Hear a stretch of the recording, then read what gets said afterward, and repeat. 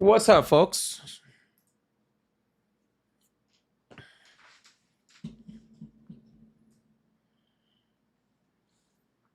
I'm gonna make myself a little higher on that.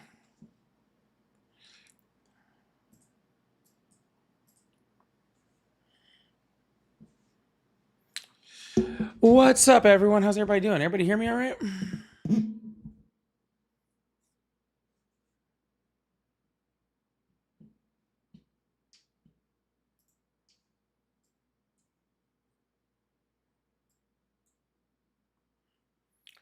More of the same. Hey, everyone. How's everybody doing today?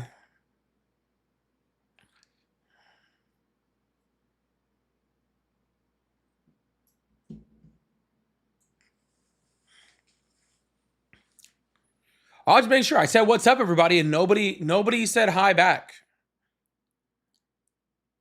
So I have had problems with not being able to hear anyone. It's funny how I asked, "Can you guys hear me?" and I get no response. But if I'm muted, I get 1,700 responses. Okay. If my mic's not on, there's 2,700 responses letting me know that they can't hear me.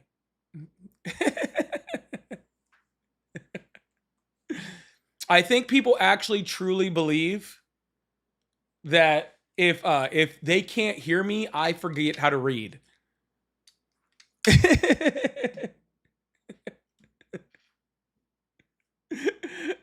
That my reading is directly tied to y'all's ability to hear me. I swear.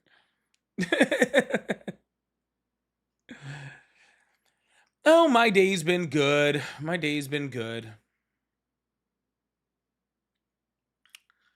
I just I went and got a haircut. Obviously, no one even mentioned that, so that's cool. Shows how much you guys pay attention and love me, so that's pretty awesome. So that's pretty fun. Shows I'm very much not loved here.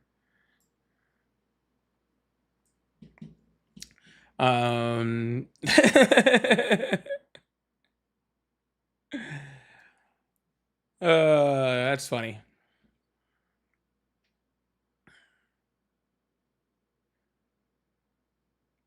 Now I see them all.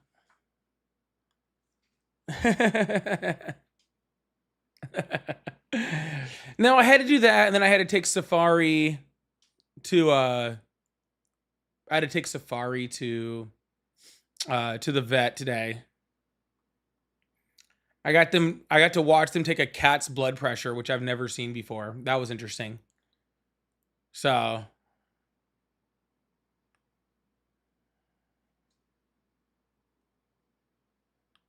yeah. So it was definitely an interesting day. Yeah. I've definitely, like I said, I've never seen it. Yeah, they did it. I just never seen how they did it before. You know? It's a new thing that I've just never seen.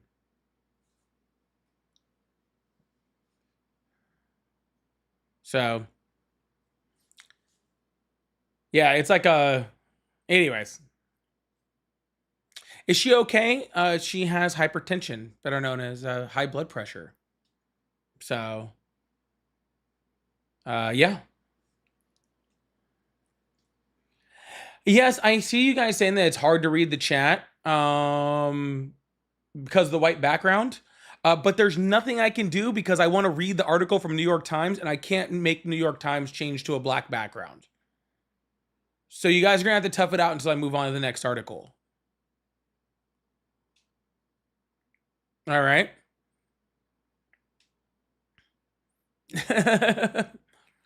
Well, if I put the article above me, then I'm blocking the chat. So, or the chat's over my face. So I'm not doing that. So the next article I'm sure will be darker, and then we'll go from there. So what's the number? The number is for people to call in if they support Trump. And honestly, I'm gonna take probably some calls from just everybody today. If you got something to say about what we're talking about, then yeah, then just let me know. You can call in. We'll talk about it. Imagine using light mode in 2026. I don't know how to make the New York Times website go to dark mode. It's not an app. Okay.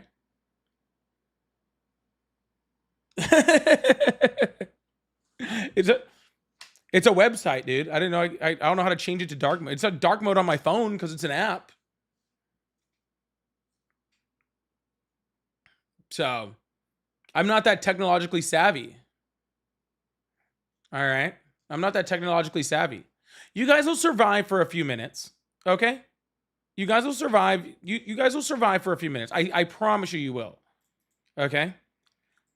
I'm reading all of your messages right now. So I bet you guys will be okay.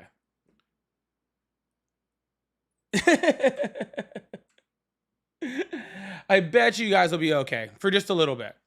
Would it help if I took the article off for a second and then put it right back on in a minute? I can do that.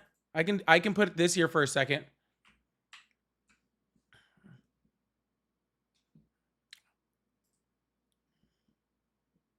If that makes you guys feel better.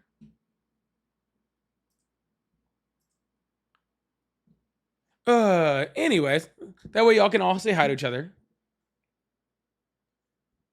There we go. We'll do that. We'll take it off for a bit, and then we'll turn it back on in a second.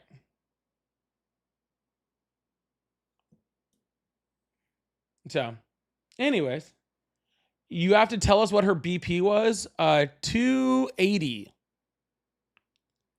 It was 280. Yeah.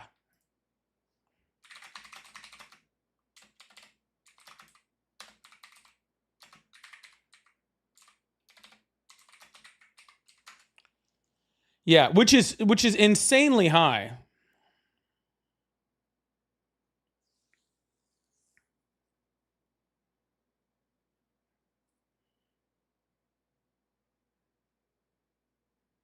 I guess anything above I guess anything above 160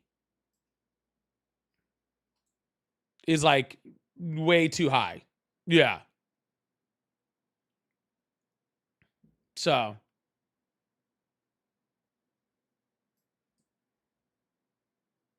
yeah, so very high.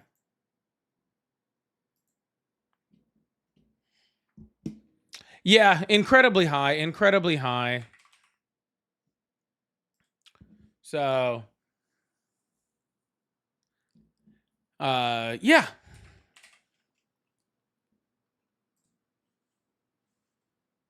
But anyways, so she'll be on blood pressure medication for a while.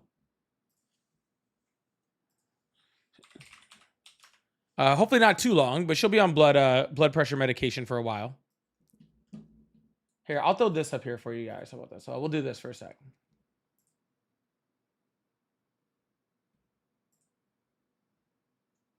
Here, I'll throw this up on the screen.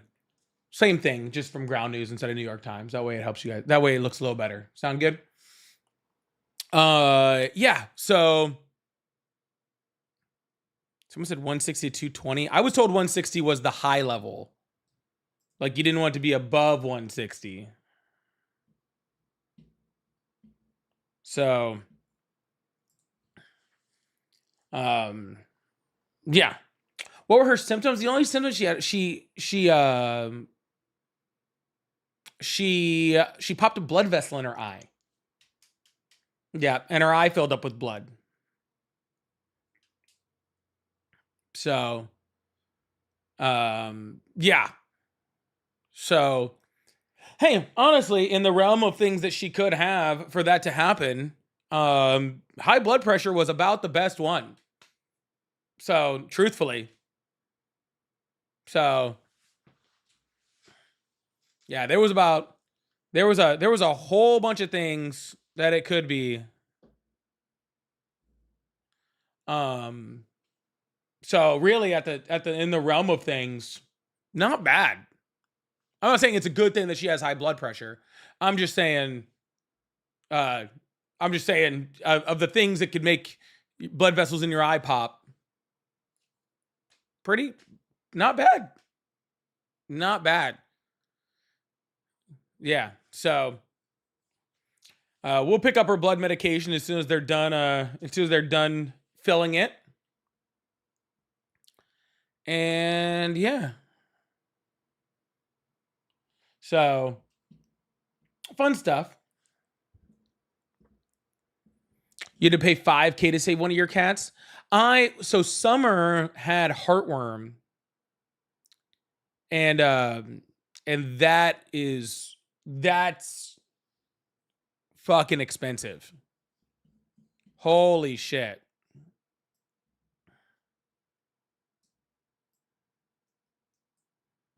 That's fucking expensive. So Summer's my dog. She had a yeah, that was that cost me 4 or 5 grand. So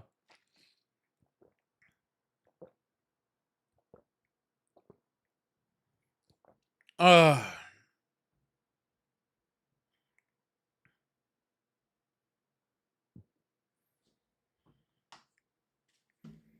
well, if you Amanda, hey Amanda, hi, how are you? Summer was on the live with me last night. She was on the live with me last night. So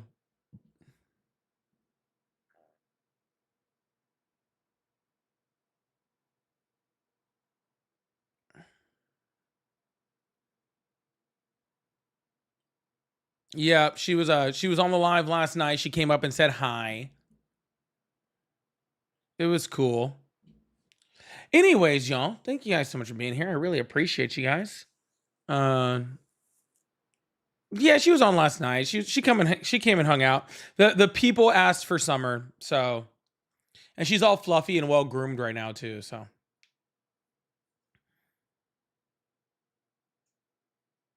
yeah, she's all super fluffy and well groomed right now. Anyways, thank y'all for being here. We're gonna do a little bit of a mix today. You guys know I'm not usually on this early. But I found a new restaurant that I'm gonna go to tonight, and I want to take Ari to it. So we're going a little early, so I have time to take my girlfriend to dinner on a Friday night. Is that fair? And no, I did not find out what Summer did wrong last night. Yeah. So we're gonna do that tonight. So we're here a little early. So we're gonna do a little bit of a mix. So we're gonna talk to some Trump supporters, and we're not doing that. There's a whole bunch of little news we're gonna get into, and we'll get into the news in between when we're talking to Trump supporters. For my people over on TikTok, and for my people that watch on the vertical live, how do you kind of like me doing this setup? I know I normally do this setup when I have another guest on, right underneath, and the guest is below me. But I was thinking maybe just doing this setup all the time now. I know it might be you might not see quite as much as me, but for some of y'all that might be a good thing. Some of y'all might be like, I like seeing less of Polly. That is very nice of him.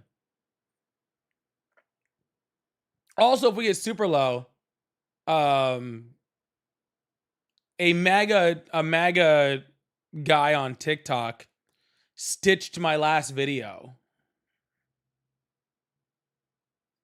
Yeah, the bottom's a bit hard to read because it's because I just haven't expanded it. That's all. I haven't gotten into it, so some MAGA guy stitched my video. See, that should be a little bit better.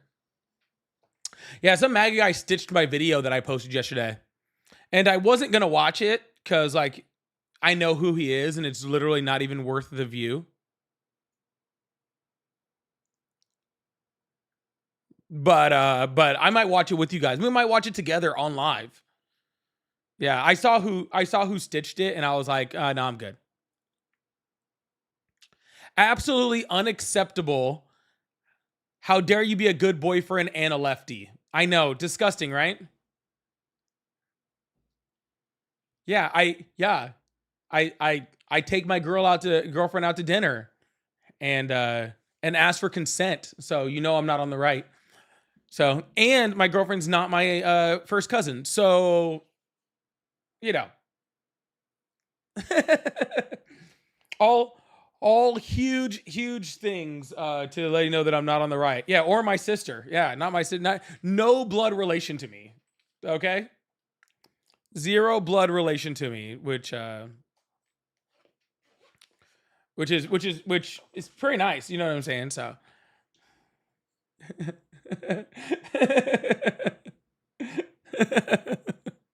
The restaurant is it's a Creole restaurant. It's a Creole restaurant.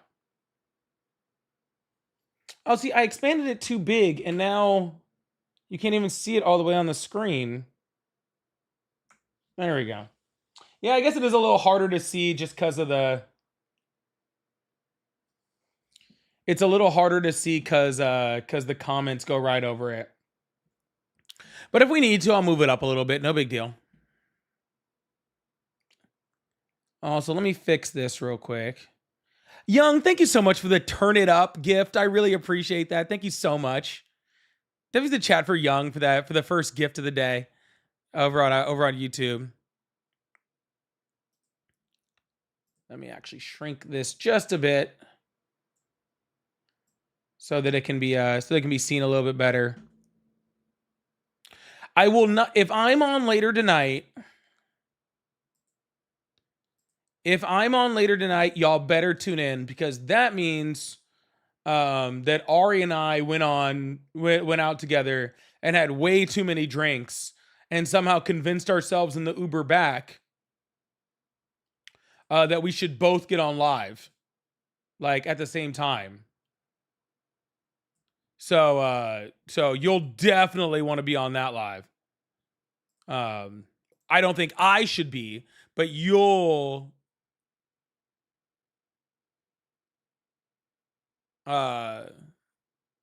you guys should have a blast.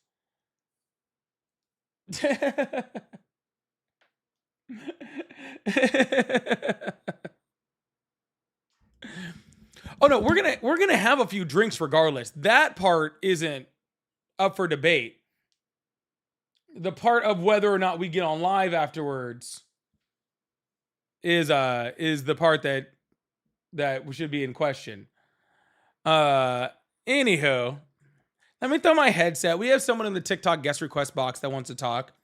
And again, y'all, like I said, as you guys are kind of feeding in, and I don't know where, maybe I can put that on the screen or someplace too. When we're talking about the articles, or if you guys have something to say, even if you're not a Trump supporter, I welcome you guys up on the live. If you're another like creator and you want to come hang out with me while we do this, I'm also cool with you to hang out on the live. We're just gonna do real casual stuff here on the live today. All right.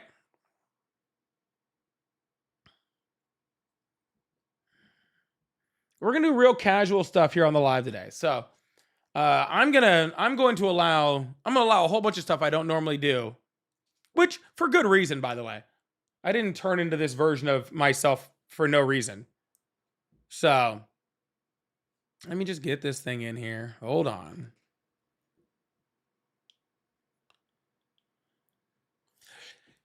Is Ari your girlfriend? Yes. Yes, that'd be true. Feisty's here. Hey, Feisty. Yeah, it's Casual Fridays. That's what I should call the live on Fridays. I should call it Casual Fridays. I should call it Casual Fridays. All right. I want to put all those words on the screen, but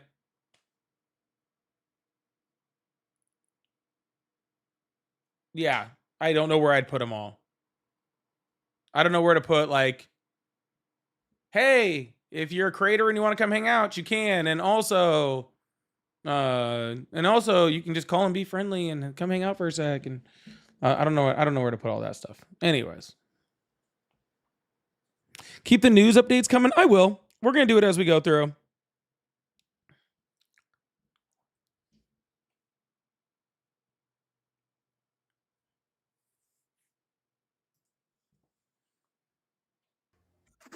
Hello, how are you? I'm great. How are you? I'm excellent. How old are you? 33. How old are you? This isn't for a dating app, sir. I need it for TikTok terms of service. They already know how old I am. Anyways, Where are your do you, hold on though. What are your pronouns? I don't want to misgender you. oh, you came up yesterday. Did I? Yeah, you said the exact same thing.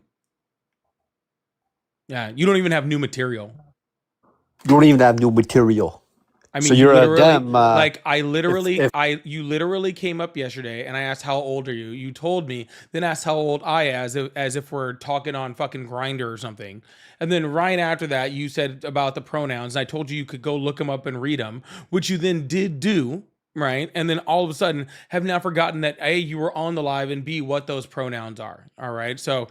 And since that conversation went to absolutely nothing yesterday, and I assume it will go to absolutely nothing dude, again, you can't I'm debate. not going to waste my time. Okay? Cool. He was literally the first caller I had yesterday. And he did the exact same thing. That's insane. That's insane. Yeah. Like how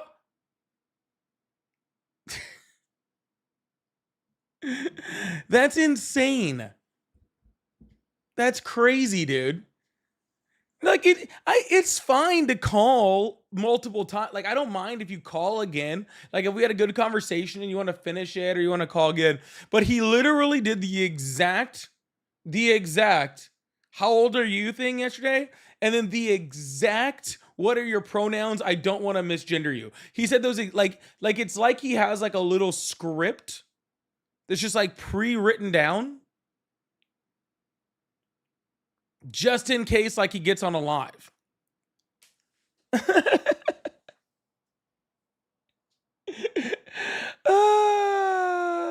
So funny. It's so funny.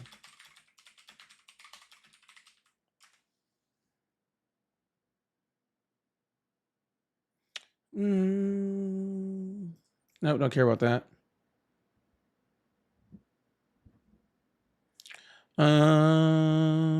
Sorry, 1 second, y'all. Oh, okay, we can do that. Jocular, how have you been lately? How have you been, Jocular? Jocular, thank you so much for the $5 super chat. How you been? Here's my contribution to starting a petition to get your name changed to Polly, because after learning your first name, everything has changed, and I don't know why.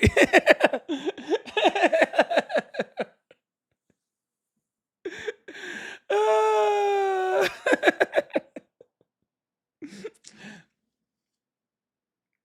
that's kind of funny. That's kind of funny.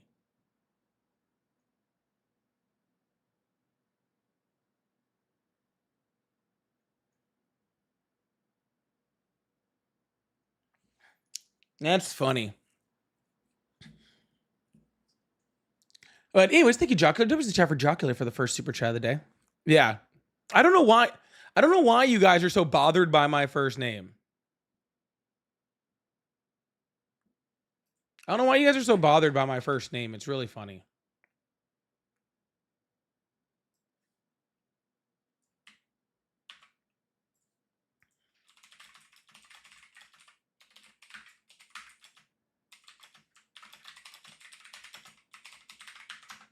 Is everybody else feeling that same way?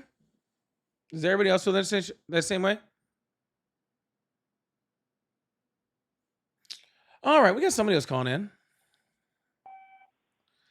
Hello, how are you? Hi, it's Georgie Givens. How are you, Polly? I'm good. How about yourself? Good. Do you believe Israel has the right to exist? Sure, why not? Well, why wouldn't they? I didn't say that I had a reason why they shouldn't. I said sure. Did you not? You not know what sure or why not means? No. So you support? So you're a Zionist then? sir, do you have a point to this, or you just because literally you didn't say hi, hello, you just freaking just jump right into freaking this? What's your problem? No, I said hi. It's Georgie. You know I love the show. I'm a long-time listener. I just wanted to know your opinion on that. I think Israel already exists, and I'm pretty cool with just keeping it where it's at. Yeah, I got really no issue. Okay, that's great. I don't know how And that's your dog Zionism. was because you support its right to exist, right? I said it's fine that they exist. Yeah. Okay, so then you are a Zionist. That's good. Well, I didn't. The Zionism refers to people that actually want the expansion of Israel into historical or biblical No, just the times, and I existence. never said that. No, Yeah, so no, so just the existence. So that's good that that's we're not on the what same Zionism page is, there. though, sir. You're making up a definition of Zionism and then saying I fall within it. That's not true. It is But true. hey, your dog looked great yesterday, and I like the Oh, shirt that you had on too. It was cute. oh, thank you. I appreciate that. Thank you. All right, well, you have a good weekend. You too. Bye bye.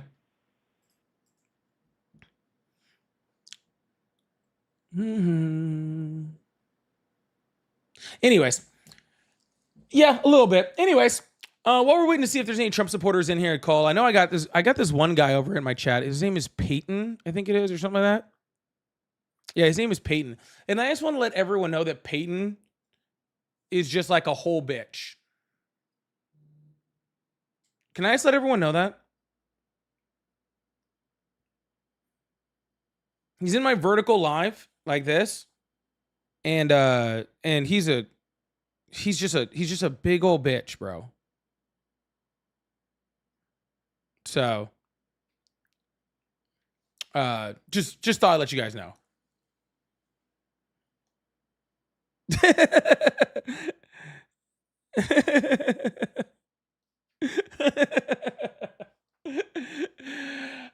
The reason why is because he's just blowing up my chat just with questions.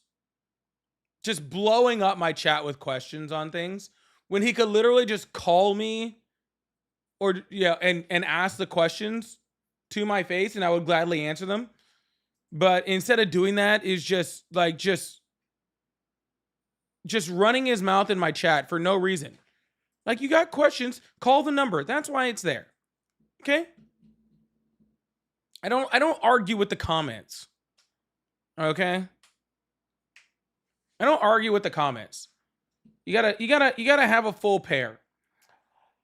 Anyways, Trump can't rename the Kennedy Center.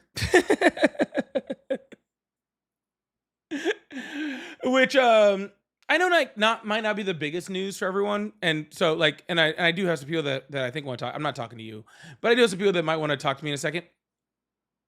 I know that the Kennedy Center like might not be like a real big deal for like most people. And like I just want to let you know, like, I understand most people.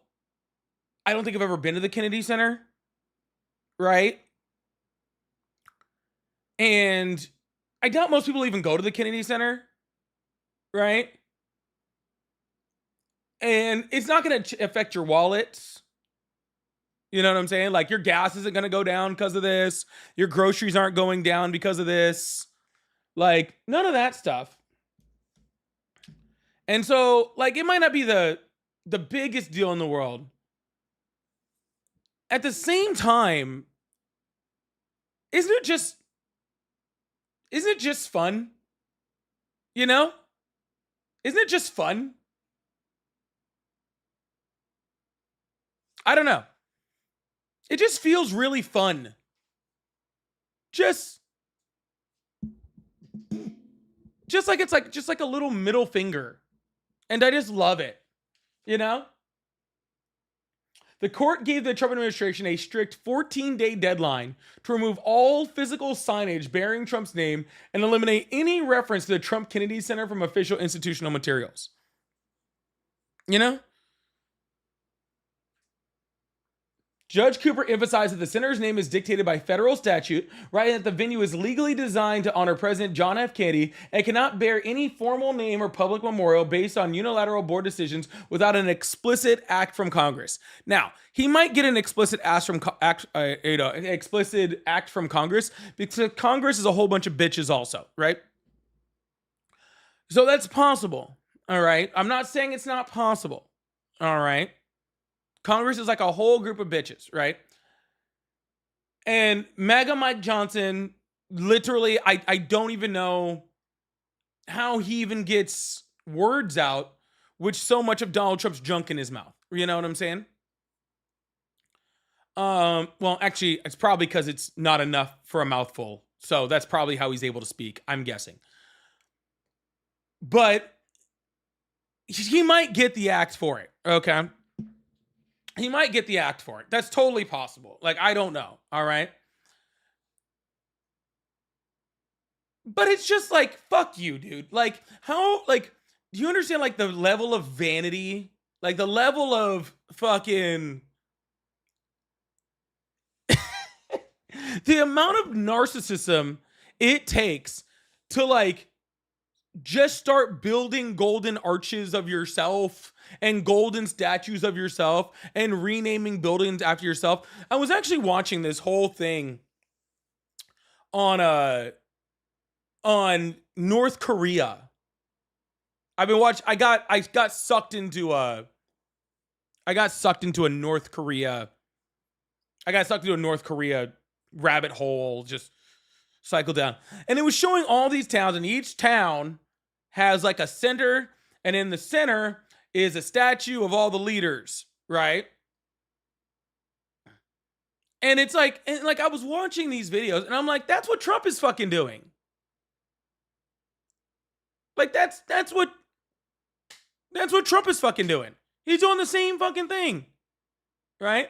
Everything has to have his name on it. Everything has to be covered in gold. We're gonna build monuments, and like it kind of takes me back too, because it's like you look at history, and you have like generally, you know, monuments are built for leaders after they're gone and they're great, you know, generally, or if they were built for those leaders, it was like.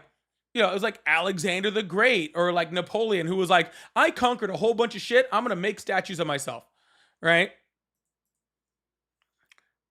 I just got a restriction on TikTok. Can y'all make sure they love the TikTok shop in there and send those heart me's and stuff? I just got a restriction for that, which is crazy. But anyways, it's just nuts to me to watch that and be like, oh, Trump has just decided he's not going to do anything. And instead of actually doing something that's actually, you know, that's actually benefiting the United States, where people would want to remember him, right? Because if you're a great president, they're just going to start naming shit after you anyway. Like, I'm sure that, like, you know, it might take a while and stuff. I'm sure it might take a while. But like Obama's gonna have like memorials and monuments built about him on his own, just for being awesome. You know? Biden probably won't, but that's okay. Obama's gonna have those things built for him regardless, right? And it's just gonna happen independently over time. I know people are saying, so I don't think Biden will. I'm sorry. I'm just sorry. Like, you have to have okay presidents too. That's all right. It's not a problem. Okay. It's totally okay to be a decent president. Like, that's fine. That's what Biden was. He was a very decent president. And that's totally okay. All right. But what I'm saying is, like, yeah, Donald Trump he's just decided that he's going to build monuments to himself. And I hope whoever becomes president next, no matter what he builds, tears it down. Because he's truly going to be like a stain. He's going to be a stain on the history of the United States, right? He's going to be no different than these fucking Confederate fucking monuments that we see from a bunch of loser fucking Confederates from the South, right? A bunch of losers who lost who had a bunch of monuments built by a bunch of fucking racists. Right? And it took way too long to start tearing them down. You know? It took way too long to start tearing them down. But I mean, we got there. So, anyways, hopefully all of this shit gets stopped immediately. Hopefully it's all torn down immediately. I did hear, and I'll bring this up in a second because I do have a couple callers that I want to get to. But about some other legal woes from the Trump administration that's happened very recently. So that's really awesome. So we're gonna get to a bunch of Donald Trump's legal woes, which I mean personally, I love. Well, actually, I lied. We're gonna get to one more before we move on. U.S. judge temporarily blocks Trump's $1.8 billion weaponization fund.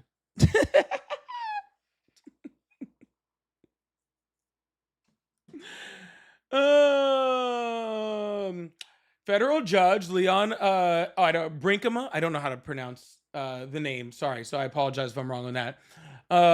Temporarily blocked the Trump administration from moving forward with its $1.776 billion anti-weaponization fund, halting its formation, operations, and any potential payouts to maintain the status quo for at least the next 2 weeks. The administration established the massive fund in an administrative settlement to resolve President Donald Trump's private lawsuit against the IRS over leaked tax returns. The lawsuit blocking the fund was filed by the advocacy group Democracy Forward on behalf of the alleged targets of the administration retribution, including a former federal prosecutor who was fired after prosecuting January 6 cases. First of all, it's about time our judicial system started to fucking work, which I don't know what they've been doing for the last 16 months. But it's about time they started fucking doing something. Because this is fucking crazy. I truthfully, honestly don't know how we've even gotten this far. And I told you guys, so yesterday I made a video and I posted a video about California and Gavin Newsom. Deciding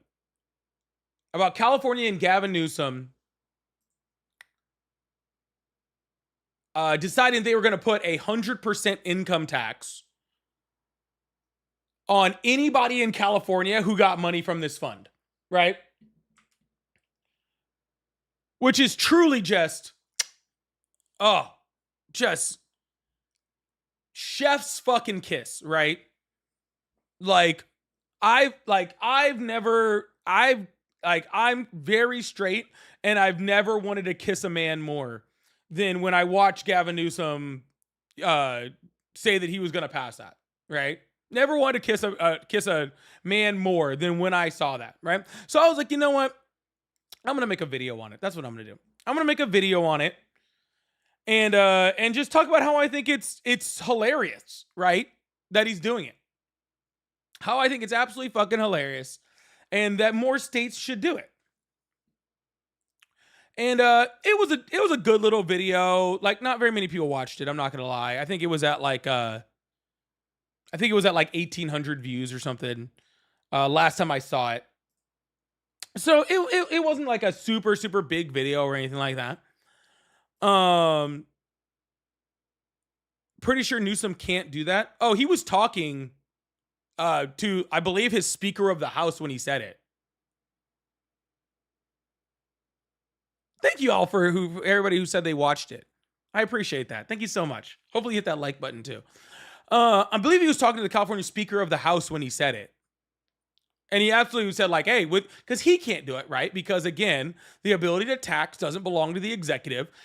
Gavin Newsom understands that, even though Donald Trump and Republicans don't. But Gavin Newsom understands that. And so he's going to work with his Congress in order to do it. And honestly, Assembly Polly, thank you. Sorry, I appreciate it. So, yeah, so Gavin Newsom understands that he can't do that, but they're going to work with their legislature and try to do it because that's who has the ability to tax. But so I made that video, and honestly, I didn't really think too much about the video. I just threw it up there as a quick little video to kind of just have a video out, right, about it, because I thought it was interesting. I've been doing this thing where I'm doing a lot more videos on things. Might get loud for a second. On things that I just like to happen, and less what I think is gonna get, views, and that's okay. I'm totally okay with that. So then yesterday, okay, I gotta find it though. I gotta figure out how to find it. Nope, that's not it. I think it's in notifications. Somebody, and this guy's name is the Hoff. I don't know if you guys have ever heard of him. He's an idiot. I thought I had him banned from my channel, to be completely honest with you. I didn't even think he was allowed to see my shit anymore. Right? Because he's just a big old troll, like fucking thumb looking ass, right? So anyhow, all of a sudden the last night I was sitting around, like, just doing whatever, and I see that somebody mentioned me in a video, and it was actually very sweet because somebody mentioned me in a video not too long ago, right? And it was actually a very, very sweet video. Her name is that girl Lisa. She made this awesome video. She tagged so many creators in it, and it was just talking about, hey, like, how much, people that that create on this app, and people that spend a lot of time, bringing out information and bringing out resource and studying and doing all sorts of stuff, how much sacrifice they do and how rough it can be, especially like, when the algorithm treats you wrong or something, and or you start getting, taken down for a bit or whatever, how hard it is, and just understanding that it's difficult. And I thought it was a very beautiful video. So after I saw that, and I was like, oh, okay, cool. Like, I want to check to see what other things people are tagging me in. Like, I think it's kind of cool, right? So he made this video. I haven't watched it, but it tags my video. I'm almost kind of curious on what he has to say about this. Gavin Newsom in California did the funniest thing. So this is him.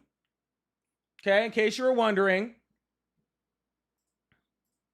All right, this is him. You guys want to hear what he has to say about my video? I'm curious. It could be right. Maybe he's right. Maybe he's finally gonna, after all these years, show me up. I don't know. We'll see. I probably should have watched this before I did it. But they just announced that anybody in California that receives any money from Donald Trump's slush fund that he's paying out to January Sixers and people that beat cops will be taxed 100%. Check this out. One thing that I think we're going to try to do with your support is tax 100%. Anyone from California that receives any of those funds, we want to tax 100% of those proceeds. And that's an action the state of California can take. It's an action we look forward to taking. Not only do I find this hilarious, but I think other states should actually take up this exact same thing. There's absolutely zero reason that American taxpayer dollars should be put into a slush fund to go to people that tried to disrupt the democracy, who tried to beat cops, who took a gallows to the vice president. And these people not only got pardoned, but now they're going to get a huge payout. I think that not like California doing it is just a sign to come, and California should do it, and every other blue state that harbors these type of people should do the exact same thing. That money should go back to the tax. First of all, I'm very happy to provide him with views. Okay. I'm very happy to provide him with views. This video has 94 likes, which I checked his profile. I think that's his #1 video. So I'm glad that I'm glad at least somebody good looking could be on his account. You know what I'm saying? Not to the pockets of criminals. Yeah, clearly you and Gavin Newsom need to go read the Constitution again to understand that he can't do that. Neither can any state be doing that, because Article 1, Section 10 deals with the Bill of Attainder, which says that you can't go after a group like that and single out the group without going through a trial. That's completely incorrect. First of all, this bill isn't going after a group. It is going after a certain type of income, which is not covered under Article 1 whatsoever. And if you've ever watched the Hoff, trust me, he's never read the Constitution. So I don't know what kind of chat GPT shit he's talking about, but that's not true at all.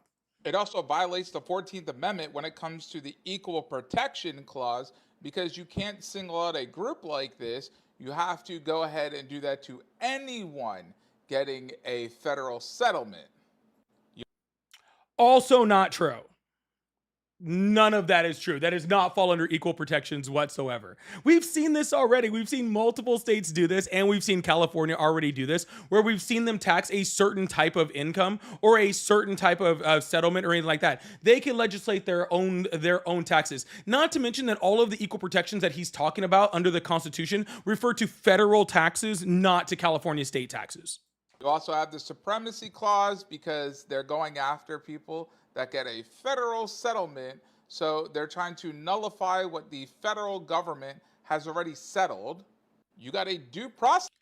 First of all, the federal government settled it for the federal government, not for the recipients that it gets passed down to. So there was no legislation, there was no decision that was actually made in this, because what he's saying is that a court would have had to have decided that by the law, that has to happen. But that didn't happen because they knew that if they actually took it to trial, that the judge would actually find that it's completely illegal for them to be able to actually do this, because it's literally the federal government suing the federal government on behalf of the federal government. They're suing themselves, and you actually have to have a different party in order to sue someone. So this was settled outside of court. So therefore, it was not a legal decision. So therefore, it doesn't fall under any of the things that he's saying. By the way, I'm reciting all of this off the top of my head. I haven't even seen this video yet. This issue here as well. So you might violate their civil rights when doing this, which then means you're going to spend more taxpayer dollars because you violated their due process civil rights. Again, there wasn't due process because it wasn't legislated. Okay? There wasn't due process because it never went through a judicial court. All right? This is why I generally don't read these things. Right? This is why I generally don't read these things. Okay. This is why I generally don't listen to things like this. Okay. He's literally just chat GPT'd. He literally just chat GPT'd how people could stop someone if there was a legal fucking, it was dropped, not settled. I apologize. It wasn't settled within the court system. It was settled outside of the court system. So therefore, it doesn't fall within the judiciary at all. So everything that he's saying is completely inaccurate, by the way. So anyways. And then you got a First Amendment retaliation on top of this. Just because you don't like the settlement doesn't mean that you can violate their First Amendment rights on this one.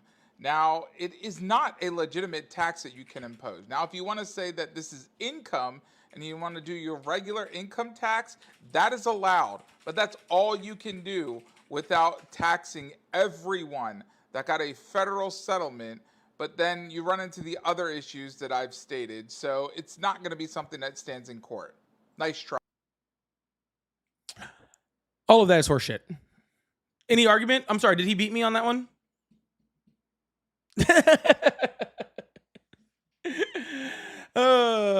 Yeah, settlements in courts have to have judges' approval. Exactly. Thank you, Travel Case. And the judge actually specifically said in the thing that he can't do anything about it because it didn't go through the court system. See, this is what happens. Oh, maybe, yeah, is Jocular still here? Jocular can talk on it. This is what happens, okay, when you try to go so far out of the legal system in order to pay off your fucking criminals. All right. If they had actually let it go through the legal system, well, I guess if they had gone through the legal system, it would have lost, so it wouldn't have fucking mattered. So it doesn't really have a chance anyway. But regardless, because of that, they can do it. It's like people like the Hoff right here, I don't want to see his face anymore, so I'm going to get rid of him. It's like people like him. It's so funny to me, and truthfully, it's so funny how all of a sudden they want to worry about what the Constitution says when they're supporting Trump consistently through everything that he does. There is nothing constitutional. There is zero things constitutional about the US president, okay, suing the IRS. This entire slush fund is not constitutional. All right? Nothing in this is constitutional.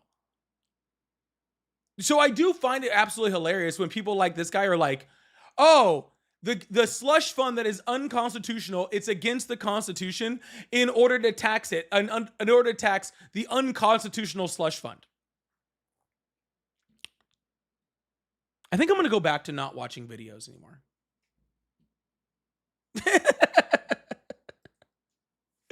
I think I'm going to go back to not watching mentions again. I think I'm going to do that. That sounds fun. Anyways, I'm glad his whole bill has stopped, so California maybe won't have to do it anyway. That's what I hope. All right, well, we had someone in the guest request box that I was going to get to, even though I knew he was lying because he said his name was Jalen Brunson. So I was like, I wasn't going to bring him up, but then I was going to bring him up and then he left. So that's all good. Patience isn't a virtue. Yeah, exactly. Now they care about the Constitution. All of a sudden, now they care about the Constitution. What a fucking joke. Anyways, y'all, if you guys would like to support the live, I do have super chats. I do have gifts. I do have the coffee magic up. So I really appreciate you guys. Thank you so much. Speaking of which, Angie, thank you so much for the $5 super chat. Say it's my birthday weekend, turning the big 40 on June 2nd. Thank you for starting it off right, Polly. Happy 40th birthday to Angie. Happy 40th birthday to Angie. Can we get big W's in the chat for Angie for her 40th birthday? Should we sing to Angie? Should we sing? Yeah, I know. I could have debated Jalen Brunson.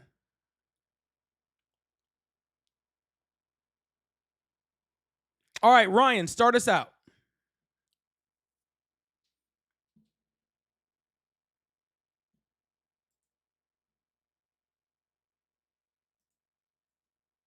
Was that man from California? No, that man's not from California. I'm waiting for Ryan to start it.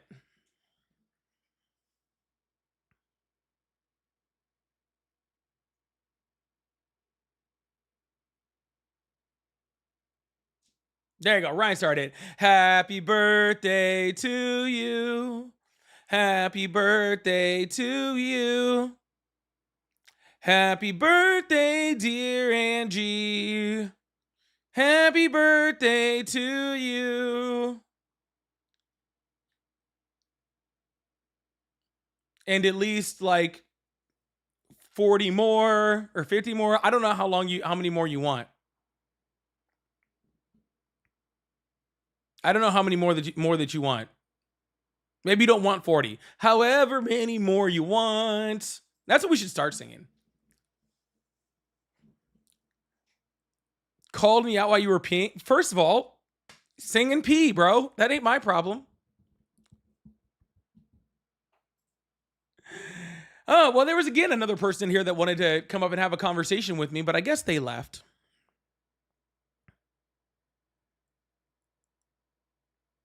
I guess they left.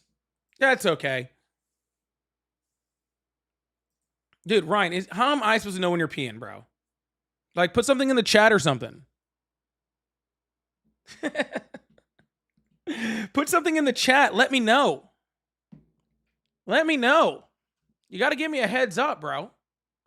All right, still, if you support Trump, or you're still a Republican, you can call on the number that's above my screen, or below my head, actually. Or you can join the guest request box.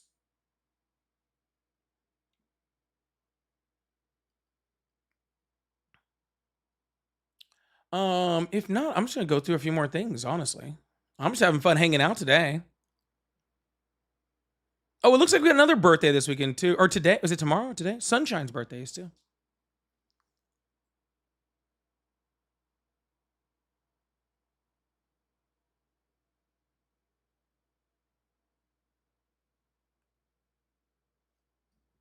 No, I already said it doesn't have to be ops. I said anybody can come up if you got some. I'm not gonna let you stay up here forever.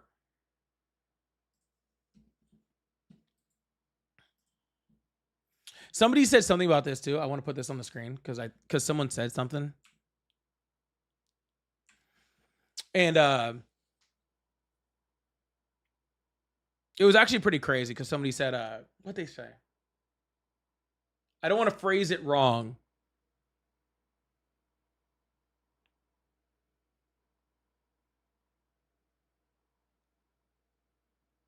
I think it said something to the effect of like, I hope Pam Bondi gets just as much attention for her cancer that she gave to Epstein's victims. Something to that effect. And I was like, oh, that hurts. That one kind of hurt. Not gonna lie. That one guy, I read that earlier.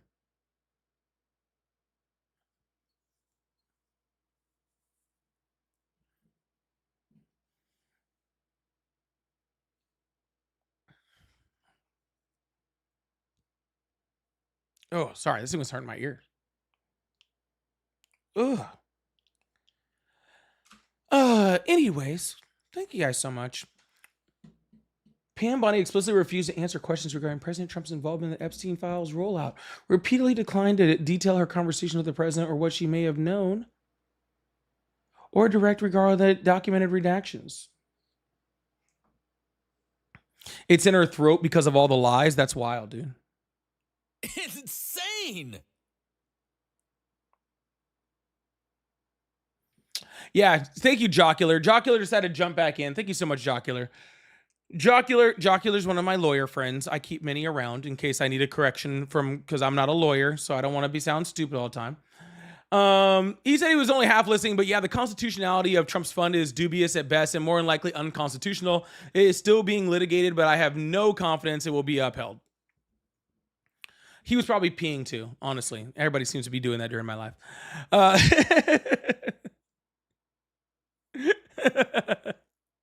Hey, I don't want to be hey, I don't pretend to be a lawyer, man. You know what's really sad too? And Jocular, I of course don't mean that. First of all, thank you so much for the $10 super chat, Jocular. I really, really appreciate that. W's in the chat for Jocular. Yeah, the whole fucking thing is unconstitutional. You don't get to claim that taxing it's unconstitutional when the fucking slush fund's unconstitutional. You fucking dingbat. Anyways. You know what the sad part is too? I was actually going to bring this up on my podcast episode. That, by the way, if you haven't followed my podcast, make sure you guys do that, please and thank you. But Adam, thank you so much for the gift. Also, I appreciate that. If you haven't followed my podcast, please do the Polypolitics podcast on Spotify, Apple Music, all the fun stuff, iHeart, YouTube, all this. Oh, I don't want to bring that up over there. Whoop. I want to bring that one up over here. Sorry, because I saw something with my podcast today that somebody sent me. I saw something on my podcast that someone sent me today. Or yesterday. Let's see. Yeah, so I put up my my podcast trailer, like, I don't know, I've played it like 12 times now. Thank you so much, Stephanie, for the GOAT trophy. Insane. I put it up like 12 times already. All right. And so the Polypolitics podcast, first episode will be launching next Friday, June 5th. Please follow it on Spotify and Apple Music and all those things. So there are 512 people watching on TikTok alone. Then there's another about 260 watching on YouTube right now. Okay. The YouTube people I forgive because I assume that you guys might listen on YouTube. So I'll forgive you for that one.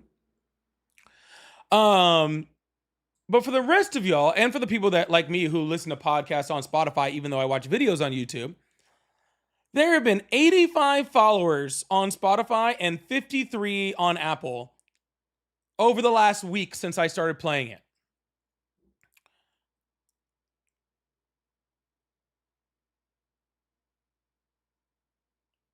Anybody? Would anybody like to explain to me how there's almost 1,000 people watching this live right now, and there's not even 125 people that are subscribed to my podcast on Spotify and Apple?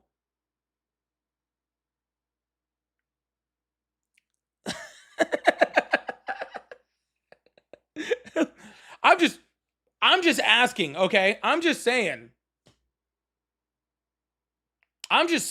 all right?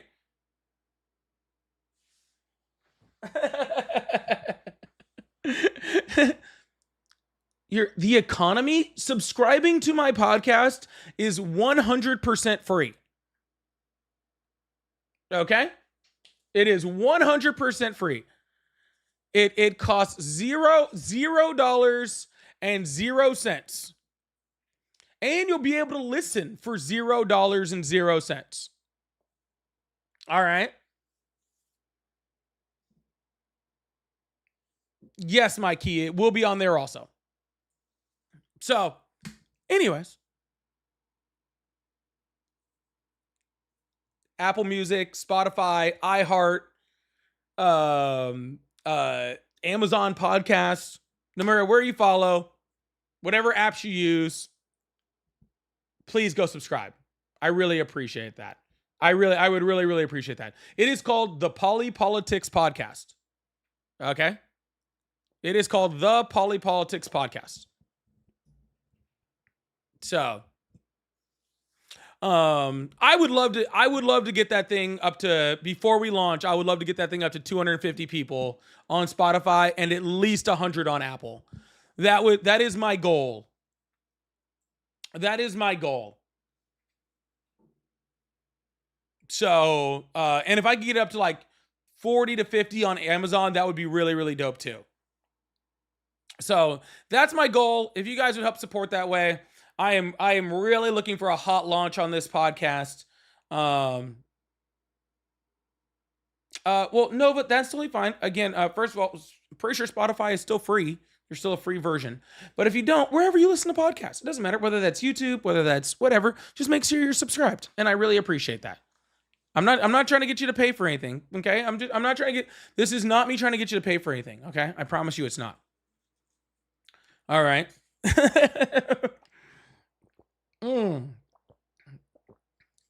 But if y'all could do me that favor, I appreciate it. Guys, can I ask you guys a question? The reason I even brought that up. First of all, if you still support Trump or you're Republican, you can call in on the number that's below me right here. The name of the podcast is the Politics Podcast. Okay. Do y'all remember when you guys used to think lawyers were smart? I was gonna bring this up on the podcast. I might still bring it up the podcast for a second. But do y'all remember when you used to think lawyers were smart? Thank you, Amy. Thank you, Ryan. Thank you for all the people that are subscribing. I appreciate it. Bill, if you're not streaming, you can come hang out with me, man. I mean, it's not the official thing, but if you want to jump up on the panel, you're more than welcome.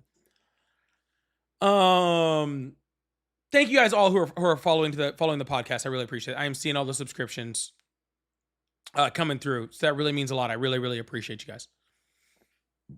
Yeah, so I remember, and maybe oh, if you're going back on live, that's fine. I saw you on live earlier. I thought you were done. Yeah, I remember like growing up and all sorts of stuff. I used to think lawyers were like smart, and if someone was like a lawyer, and maybe that's because I grew up in California, you know, and lawyers, you know, have a higher bar to pass there, literally a higher bar. You know what I'm saying? A higher bar to pass. And so like I just thought lawyers were smart. You know? And then I like started, don't give me those eyes. It was a funny joke. So I thought lawyers were smart. And then you see people like Pam Bondi, and you're just like, wow. Doesn't Kash Patel have a law degree?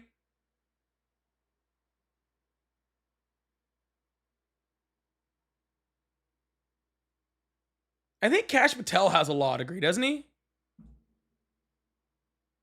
Yeah, you guys are talking about no ethics. He's just not smart. Like, he's just not a smart human being. Like, at all. All right? I know, but like, you say they lie for a living. I get that. I get the ethics thing. Kash Patel's not lying. He is just lost. Like, he is just lost. I don't know where the hell he got his law degree from, but that dude is just not bright. Like, at all. Must have been a lot of cheating or a lot of money getting people through school. I don't know what it was, but man, they are rough, dude. They are absolutely rough.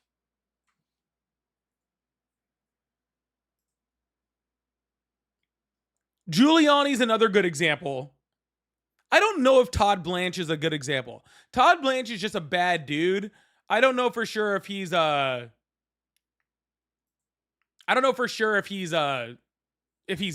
complete moron. I think he's just a bad dude. So, but yeah. It's a wow. DEI hire. This entire administration is a DEI hire. This literal entire administration is a giant DEI hire. Like, holy shit. Like, I don't know how, like, for a group of people who is literally insane. It's so bad, dude. They're so, for a group of people who attacks DEI, as hard as this administration attacks DEI, they have literally hired the most unqualified group of people to ever run anything. Like, and I truthfully mean this when I say like Pam Bondi, Kash Patel, Pete Hegseth, like, these dudes literally aren't qualified to run a fucking Foot Locker together. You know what I'm saying? Like, if they were running a restaurant all together, like, you'd go the first time and be like, wow, this place is ran poorly. You know? And you'd never go back. You'd never go back. They couldn't run a Chili's, bro. Like, how are these people in charge of our government? Like, it truly, it's almost to the point where it's like, I feel like they actually like tried to pick the least qualified people. Like it was almost like it was a contest. Someone brought up Mark Wayne Mullen, which is absolutely fucking hilarious. Because Mark Wayne Mullen, like, that dude just not smart. RFK Jr. is a lawyer too, isn't he? Isn't RFK Jr. a lawyer?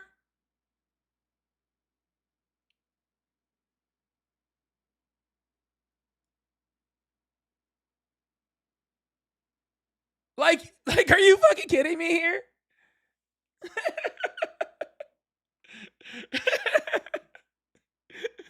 Jocular actually sent another message back, said, some of the most incompetent and unprofessional people I know are lawyers. The bar is hard, yes. Law school is hard, yes. But that does not speak to the quality of attorney. I do know one smart attorney.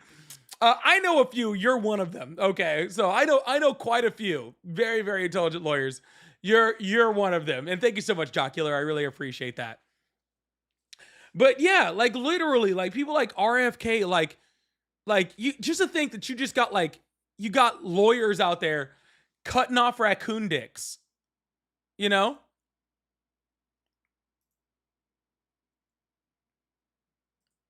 Like, just to think that you just got lawyers out there just cutting off raccoon like dicks and fucking jumping in pools with jeans on.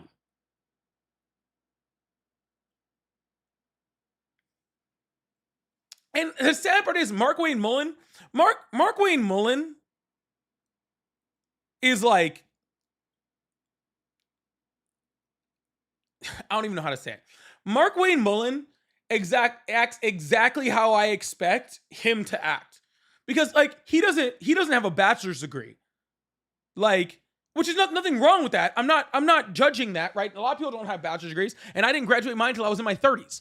You know what I'm saying? So I'm not judging on that, okay? But he's like, he has a degree, like, from, like, some, like, he has, like, an associate's degree in, like, construction something, you know, like, or something like that. And, like, the way he talks and the way he acts, I'm like, yeah, I expect you to be trying to, like, fist fight someone. Like, you're a career construction worker. Like, I expect you to, like, want to, you know, go fight people.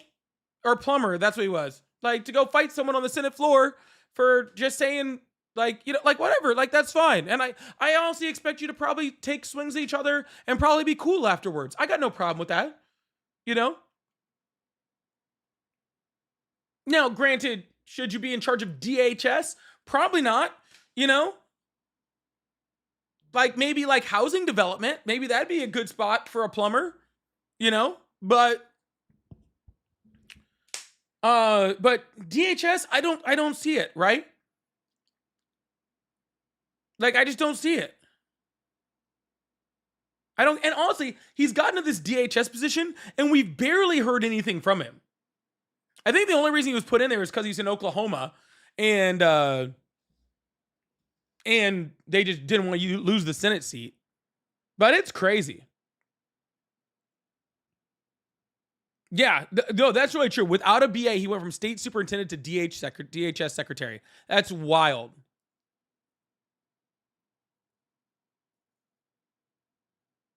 Sister Mary Elephant says, I jumped in lakes with jeans on, but to be fair, I was drunk, and even drunk, I learned not to do that again. That's very true. Someone asked, is Chrissy Nome a lawyer? That's nuts. You know who's not a lawyer? AOC. So much smarter. Anyways, Wesley Pillow says, you don't have to be smart to be a lawyer. It helps, but it isn't a requirement. And see, like, I just didn't think that. And maybe that's the way I was growing up.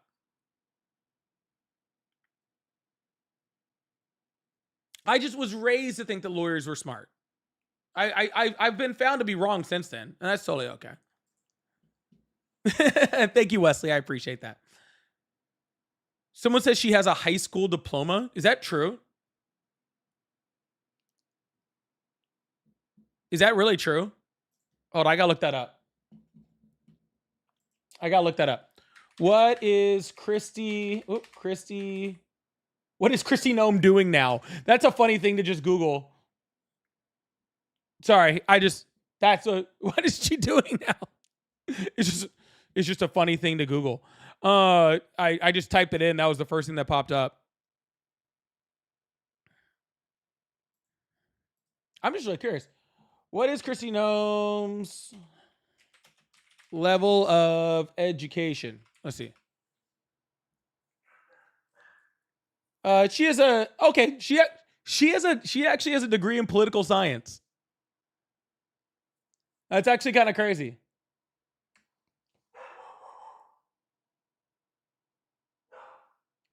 Oh, do you see it? Sorry, I don't know if you guys can read this or not. I know that the writing can be kind of small. She actually has a degree in political science that she got after she was already in the House of Representatives.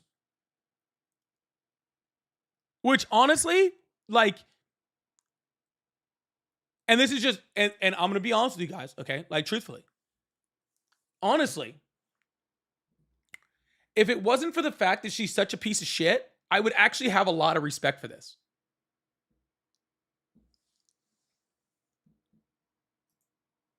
Like, truthfully and honestly. I would honestly, truthfully have a lot of respect for somebody who got into the House and then went back and got their degree in political science. I would actually have a lot of respect for that. But then she just turned out to be really shitty. I don't know.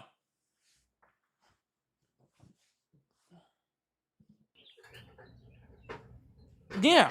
Hello, how are you? Hello? Keith with the pretty puppy in the picture?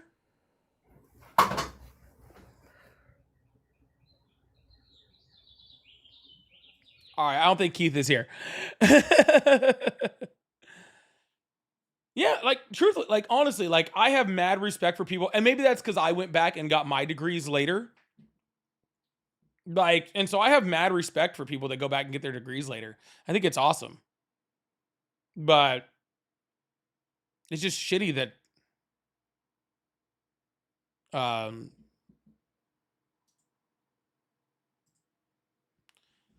yeah, it's just shitty that she did that and then became such a piece of shit. Because if I had found that out, found that out, like, oh Jesus, if I had found that out and she was actually like a good person, that would have been, anyways. Yeah, there's nothing wrong with going back and getting your education later. I think when did I graduate my bachelor's degree? I think I was about 30 when I got my BA. I think I was about 30 when I got my BA, and then I got my master's when I was like 30, 33, 34, something like that. So yeah, there's nothing wrong with that. That's awesome. But it's unfortunate.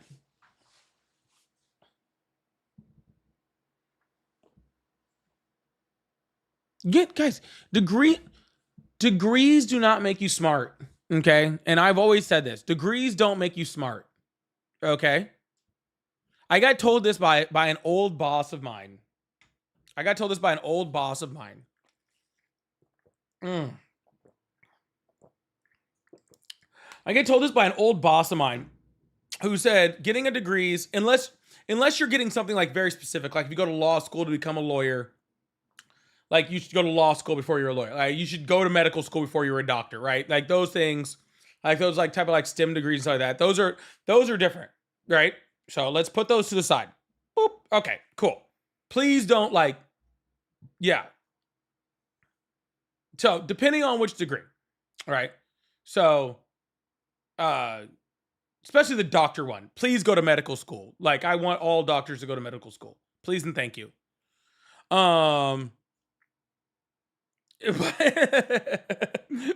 Think that that's really important. But what I got told was degrees show two things. One, you can learn at a higher level.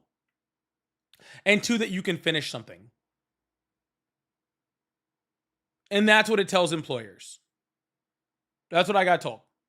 So that you can learn at a higher level so that they can teach you whatever they need to teach you, right? And you have the ability to learn it. And two, that you have the ability to finish something. So, and that's why I went back and got degrees. And when I went back and got degrees, I didn't, someone else, totally different person said, when you go get your degree, don't go to get your degree on what you think makes money. Go get your degree in something you enjoy. And if you do stuff if you get degrees in things that you enjoy, then you'll actually finish it. So, yeah. And I was like, oh, that makes sense. We also learned, yes, also, you know, and funny enough, when I was going for my degrees and I was doing a bunch of research, because that's what a lot of my degrees required, was a lot of long paper writing, in-depth research, stuff like that. That's a lot of what I did. I never really thought about it that way. It wasn't until like this Trump administration came in and I learned, you know, like I don't know how to put it. I realized that people didn't know how to find out whether things were reliable or not. And I didn't realize that people didn't know that. You know what I'm saying? Like it is something that you learn in school. Like you have to be forced to learn it, because anybody who's ever done research in college knows that researching sucks ass, right? And maybe some of y'all psychos enjoy it, right? Maybe some of y'all psychos enjoy it. When you gotta find fucking, 30 peer-reviewed fucking sources for a research paper, that shit sucks ass, right? And citing it sucks even worse, right? So I hated it. Oh my God. I like doing it when it's things that I enjoy. Let me put it this way. When it's things I want to research, I love it. When I'm doing it because let's be honest, okay? Because literally I'd need 20 fucking sources on things for a 20-page paper. I don't think I ever needed 20 different sources to prove something like that. Anyways, I like researching, but I like researching for things like this, things for what I do, things for what I enjoy, or if it's to prove somebody wrong. I do very, very, very much like researching to prove somebody wrong. And I hated citing more than anything. Anyways, when I was doing all the research stuff like that, I didn't really think about it I'll tell you guys a great story about when I did something, when I researched to prove someone wrong one time, and it was so satisfying. I just didn't realize, because like it was just something that I had to do, and I'd been doing it like my whole life, was researching, and so I was just like, okay, that's fine. Like I never really thought about it, and I just didn't realize that like other people like never learned how to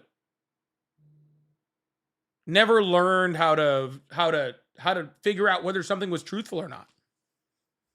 And I think that's such an, like, I don't understand why isn't that taught more in high school? You know?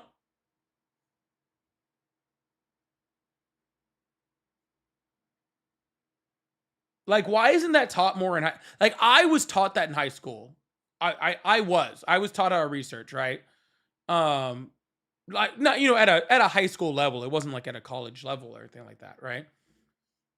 Um,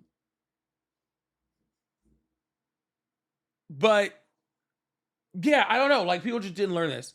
So, anyways, it's kind of strange. And a lot of people are like, oh, I do this and I love finding flaws in systems. I think you guys are confusing like what kind of research I'm talking about. I'm not talking about research where we get to diagnose a problem. I'm talking about research where you already know the answers, but then you have to find a bunch of peer-reviewed sources that prove the answers that you already know. All right? That's the ones that drive me nuts.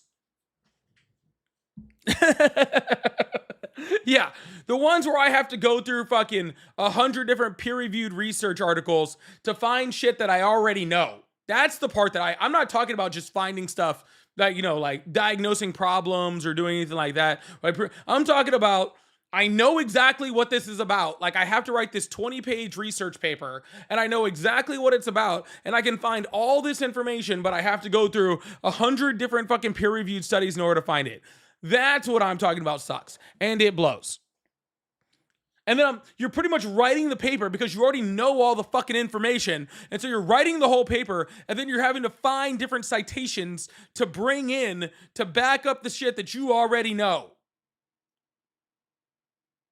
I'm not frustrated, you're frustrated. Anyways.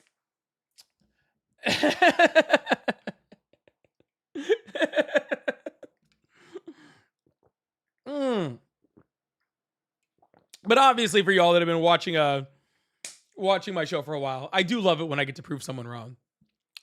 Y'all, make sure you guys hit that follow button, hit that subscribe button. We're doing kind of a more chill live today. There's not many callers, and so we're just having not too many Trump supporters, and that usually happens when I come on early.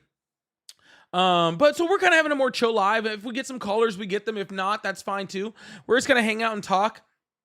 And like I said, if some people want to come up and say something about a current situation that's going on in politics or whatever, even if you're friendly, you're more than welcome to do so. I'm not going to have you on here for the next 2 hours or whatever. But if you want to come up and say a few things and talk about how you're feeling about things or what you want to say about things, please feel free to come up. I have no problem with that. We're doing casual Fridays over here. Stacy, thank you so much for the $2 super chat. Oh, by the way, if you like support, I would love to clear this coffee magic goal up. It's the only one I've had up the whole time, and for the last like hour and a half. I'd love to clear that out. That'd be great.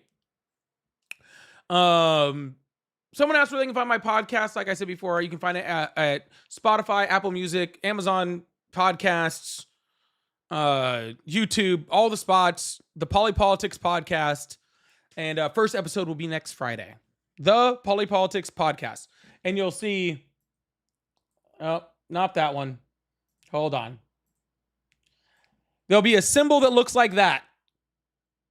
That's what the symbol of the show will look like. Okay. Stacy, thank you so much for the $2. Yeah, they couldn't run a lemonade stand. They'd probably forget to put the lemons in or something. Or only put the lemons in. I'm not even really sure. Thank you, Stacey. And Jen, thank you so much for the $10 super chat. Said, have a drink on me tonight and have a great date night. Thank you so much, Jen. I really appreciate that. I really, really do. Thank you so much. Thank you so much. I'll if I go someplace cheap enough, we might actually get 2 drinks out of that.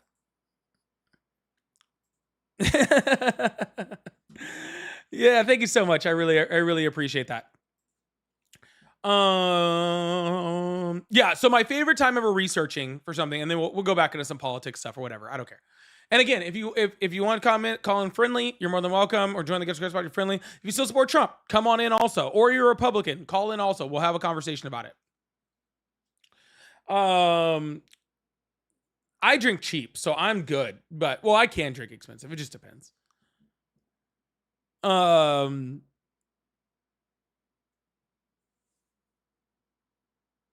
Yeah, so my favorite time proving someone wrong, it was actually Delta Airlines. Funny enough. So, it was Delta Airlines, and I had bought tickets from Italy to Paris. And so we were flying from Venice to Paris. And it was like it was me and my daughter at the time. This was like 2018, 2019, something like that. And so I'm hopping from Venice to Paris, but I have to take a hop in Lyon in France. And we go out, we're on the plane. It's some like whatever, I don't even know what plane it was. I booked it through Delta, but it wasn't like a Delta plane. And so we're getting ready to take off, and we're getting the airplane, and we're out on the ramp in Venice, and we're out there for like an hour. And the pilot comes over, and I was like, "What the fuck is taking so long?" So the pilot comes over the thing, and he goes like, "Hey, they just forgot to tow us back, and so now they don't have a tow bar to push us back so we can leave." And so we're just waiting for them to go to the other side of the airport, get a tow bar, push us back, and then that way we can go. So we were like an hour and a half, 2 hours late taking off because of this bullshit. And so when we get to Lyon, we miss our connecting flight. So we're stuck in Lyon for a couple hours. We finally get to Paris. By the time we get to Paris, all of my travel stuff, because we were going to Disney Paris, it probably actually was KLM. You're right, Lioness. By the time we get to Paris, like the trains were shut down, like all the public transport was shut down, so we couldn't take it. So I ended up having to pay like 150 euros to get us to our hotel out, because we were staying out by Disney, because I was taking my kid to Disney there. So I called Delta and I was like, "Yo, this is like kind of horse shit. Like, it was totally your guys' fault that I missed my connection and had to pay all this. Like, it wasn't anybody else's fault." So I get on the phone with them and I call, they're transferring me. I call, they're transferring me. I call, they're transferring me. And one time they put me on hold, and you could tell like they were obliviously putting me on hold because they just were expecting me to hang up and give up. But I just had like nothing but time on my hands that day. And so I was like, you know what? While I'm here, I have all the time in the world to just look at Delta's website and see what their like laws and bylaws and rules and stuff are on their website. So I was like, fuck it, let me pull it up. And I start going through it. And all of a sudden, like, I'd been researching on Delta's website through like all their fine print for like 45 minutes. And finally, I come across this little paragraph that said that if Delta, any flight booked through Delta, if they strand you in another country and it's their fault, for whatever reason, that it's their fault, it can't be like an act of God or anything, but if it's their fault, it is automatically and this was at the time, I don't know if it's still true, they would refund you like $300 and something a ticket if it was under 4 hours, and if it was over it was between 2 and 4 hours. If it was over 4 hours, it was like close to like $700 a ticket. And I was stranded for like 2.5, 3 hours or something. And so literally they bring me back off a hold after I'd been on hold like forever. And I come back on, I'm like, hey, I'm reading like paragraph this, section this, blah, blah, blah, blah, whatever. And it says that because I booked this on your website and I'm an American and you stranded me in another country and all this other shit, that you guys owe me this much money per fucking ticket. And the person was just like, we're transferring you now. Click. And they just transfer me to somebody. And it was some rep someplace. And she was like, I don't even know how you got a hold of me and how you got transferred to me, but you're in the right spot. And they literally mailed me out, because it was me and my daughter. They mailed me out like almost $700 worth of fucking tickets. And yeah, that was my favorite time ever proving someone wrong. I found just some lady. I don't even know where the fuck she was at. Which was really awesome because I didn't pay $700 for the tickets combined. Like the entire round trip tickets were only like $200 a piece. Yes, I think I would have made a pretty decent lawyer. Okay.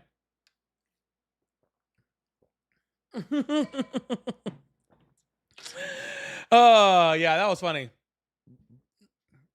That was funny. Anyways, looks like we have a caller. Again, y'all, I would love to clear out these little coffee magics. If you guys have a few coins that are burning a hole in your pocket and would love to support, I'd love to clear out a few goals today.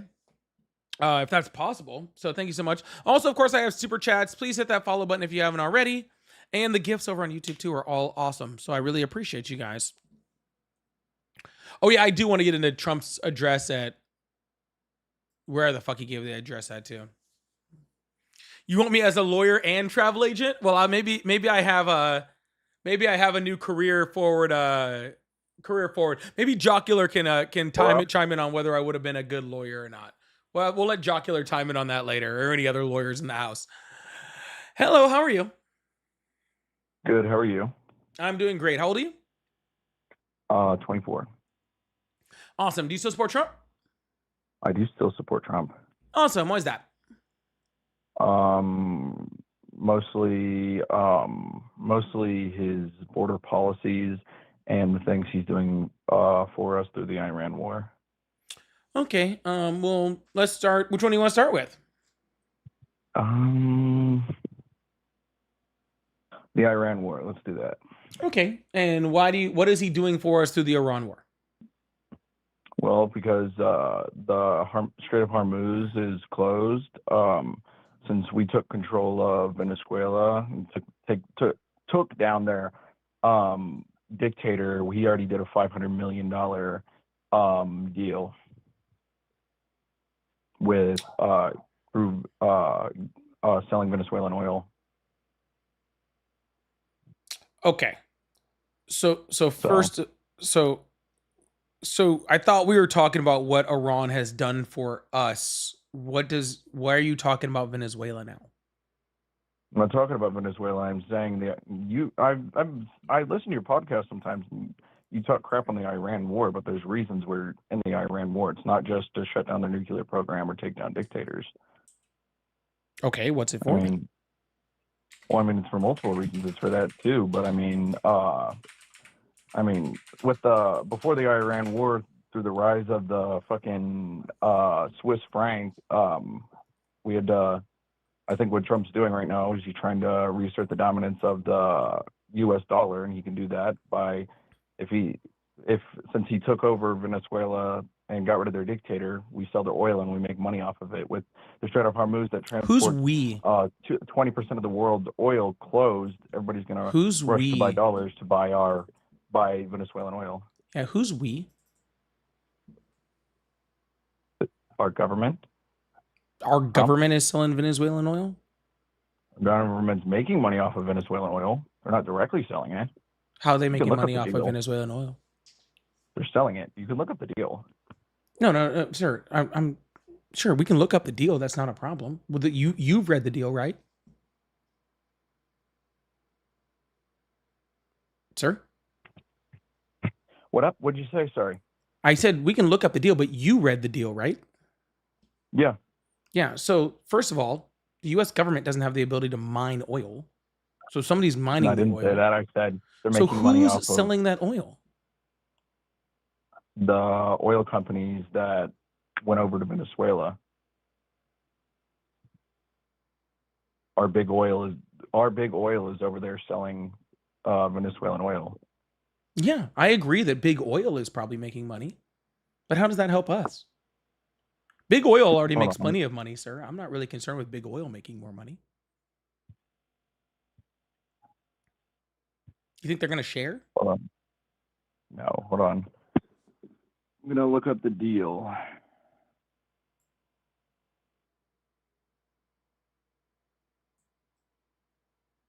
Okay.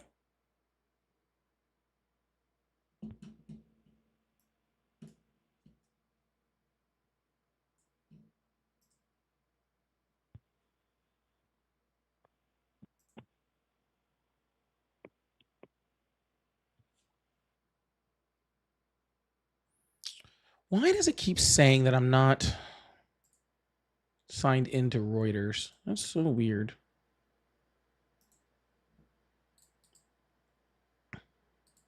Do.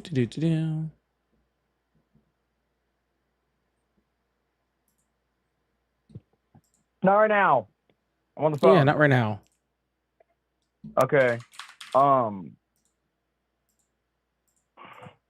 it doesn't directly make us money, but it's priced in. It's priced Oh in. It's okay. It doesn't directly make us money, but it's priced in dollars, and with 20% of the world's oil not coming out of the Strait of Hormuz, it's making the dollar more dominant. Because before the Iran war, the Swiss franc was becoming more and more dominant. Yeah, I don't know why Reuters isn't letting me sign it right now, but I have the article right here saying that we returned all of that money to Venezuela. Yeah. So if we returned all of the that's why I just said we're not directly making any money off of it, but so a second ago you said that we were, and now you're saying that we weren't. That's not what I meant. Well, no, just a second ago you told me and I'm not trying to be rude here, right? You just literally told me that the whole point was that we were making a whole bunch of money off of Venezuelan oil due to the state of Hormuz being shut down and blah blah blah blah blah and yada yada yada, right? Which is fine. I asked you how. You said that they were selling Venezuelan oil, and now all of a sudden we apparently I are looked just at the article and it said it was going back to the Venezuelan government, but it doesn't negate the fact that it's still reasserting the dominance of the U.S. dollar. Even if we're not making money out of it, it's still making the dollar more dominant. the dollar is severely weakened right now. It's the weakest it's been in like decades. How is it weak? Yeah, because it's not worth as much. It's not going as far. Yeah, the dollar is weak, and it's also very weak compared to other currencies. Then I mean, still pretty dominant. Most of the oil in the world is still priced in dollars, so it can't be that weak. Yeah, I didn't say it's not dominant, sir, but it can be more dominant or less dominant, right? Which is what I'm saying. You're saying that this whole ordeal is making the dollar more dominant, and currently the dollar is less dominant. So what you're saying isn't happening. So far, your thing you for said the it was less weak. Not you said it was the dollar was getting weaker, but and then you just said weaker and dominance aren't the same thing. So I mean, just because it's getting weaker doesn't mean that through the Iran war, Trump isn't making the dollar more dominant. The dollar's definitely weak because of Trump, but he's still making it more dominant. The value of the U.S. dollar has weakened since Trump took office. I'm not saying you're wrong. That's definitely true. Historic decline. The U.S. dollar index, which measures the greenbacks against other major currencies, logged its steepest 6-month drop in more than 50 years in the first half of 2025. Though the decline hasn't deepened, the dollar index is about 10% lower than the start of Trump's term. Yeah, I mean that's what happens when you do things like the Iran war. It weakens the dollar. It's going to weaken the dollar. But you just said it strengthened the dollar. I didn't say it strengthened the dollar. I said it made it more dominant. How is it more dominant? With you that Trump. I just explained it. I just said I agree with you that Trump's making the dollar more weaker. Okay, well maybe I misunderstood. How is it more dominant? Trump took over Venezuela and took down a dictator, and now the biggest oil exporter is exporting to they have the largest oil reserves in the entire world. And now they're selling to everyone. Previously, all their oil was restricted to a specific amount of countries, and now their oil is priced in dollars. So yes, it's making it more dominant. First of all, they do not have the largest strategic reserves in the world. That'd be China. China has the largest strategic reserves by a long shot. Said they had the largest oil reserves. I didn't say they had the largest strategic oil reserves. You can look it up. They have the largest oil reserves in the world. Yeah, they had the largest projected oil reserves, but we had no way of confirming that. And even experts that have already gone into Venezuela after Maduro was gone have said that a lot of those oil reserves did not exist, or that their facilities in order to drill oil weren't even like feasible to be working. And all of this has nothing to do with Iran, which is what we're talking about. Like all of those things with Venezuela that you were just saying could have happened regardless of Iran. It's not regardless of Iran. It's if the Strait of Hormuz was open, then that wouldn't be doing the selling Venezuelan oil wouldn't be doing as much as it's doing. So just to get this straight, the Middle East, the biggest oil exporters in the world would be exporting their oil. Everybody's going to come to Venezuela that can sell their oil. Okay, so was the U.S. pretty sure that? Hold on. First of all, I'm pretty sure the U.S. dollar was already being used for Venezuelan oil, was it not? I don't know. Yeah, I'm pretty sure it was. Okay, so I'm pretty sure that has nothing to do with what we're talking about. Second of all, what you're saying is that somehow this war is good because Donald Trump fucked up the Strait of Hormuz, blocked the entire thing off, right? And now people hold on. No, sir. Let me finish what I'm saying first on this one, okay? Okay. Yeah. So Donald Trump fucked up the entire war with Iran, therefore closing the Strait of Hormuz, which means that the whole world is desperate for oil, right? We're already capped out. So now Venezuela is selling more oil, right? And making Venezuela more money. And somehow I'm supposed to take that as a win for the US? Yes, it is a win for the US. How? What good is anybody in the US getting? Well, sir, I just explained it back to you. Okay? That doesn't do anything for anyone in the United States. Venezuela is now making more money on their oil due to our gas prices going up. Cool, I guess? Yes, but it's strengthening the I'm not saying that the dollar isn't weak. It's weaker than it was under Biden. I agree with you on that. But I'm saying because Trump attacked Iran to take down their nuclear program. I think Trump knew that they were going to shut down the Strait of Hormuz if it went on long enough, and then through that, we already took over Venezuela, and through their large oil reserves, with 20% of the oil, 20% of the world's oil not being able to be exported, a lot of money is going to go towards that, and everybody's going to rush to get dollars and buy Venezuelan oil, and that's what happened. Donald Trump is literally on record saying he didn't think they would shut down the Strait of Hormuz. Okay, he literally is on record saying that he did not think that Iran would shut down the Strait of Hormuz if we attacked them. I mean, if he said that, then a bunch of other countries would be like, "Oh, that hurt us. The U.S. is trying to hurt us," because by doing that, it hurts the rest of the world. Yeah, a lot of countries are saying that, sir. Yeah, a whole bunch of countries are saying that. Australia is saying that. Many European countries are saying that. Literally, so many countries are saying that exact thing. All the European countries are a bunch of pussies, so it doesn't fucking matter. Yes, you are. They are such pussies for not attacking countries unprovoked for no reason to raise their prices. I don't think they should have done that. No, yeah, I'm just saying they shouldn't have locked us out of our joint military. Yeah, you stupid losers who don't want to raise your own people's gas prices and grocery prices because you don't want to spend $1 billion a day on a war that you didn't need to fight. You weak Europeans, how dare you? No, I'm not. I definitely don't agree that they should listen to Trump and attack them. I just don't think they should stop us from using our joint military bases, like the UK did, and France and Spain. Don't use your joint military bases for fuck shit. Well, they're still joint, so we still control them. We both control them. saying that we can't use them is a fucking pussy move. Yes, it Yeah, is. they're If we want to joint use our joint military bases They that are we helped joint build, then we should be able to use bases them for that whatever are the fuck we owned want. by them that they allow us to use. We don't own any of those. We Do we can't put just money do into what the them? fuck we want. Just like I'll give you Hold an on, do we put example. money into them? Sir, I'm talking. Okay.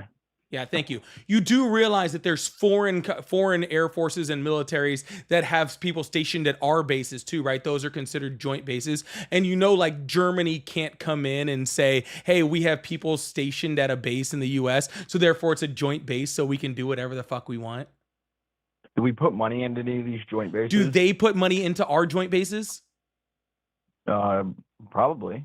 Yeah. Does that mean that they can Do come we on the put United equipment States into those soil bases? and do whatever the fuck they want? Do we put equipment into Sir, those bases? I hear your question. You don't have to keep repeating it. I'm answering your question. If you would just listen, I'm answering it right now. Okay?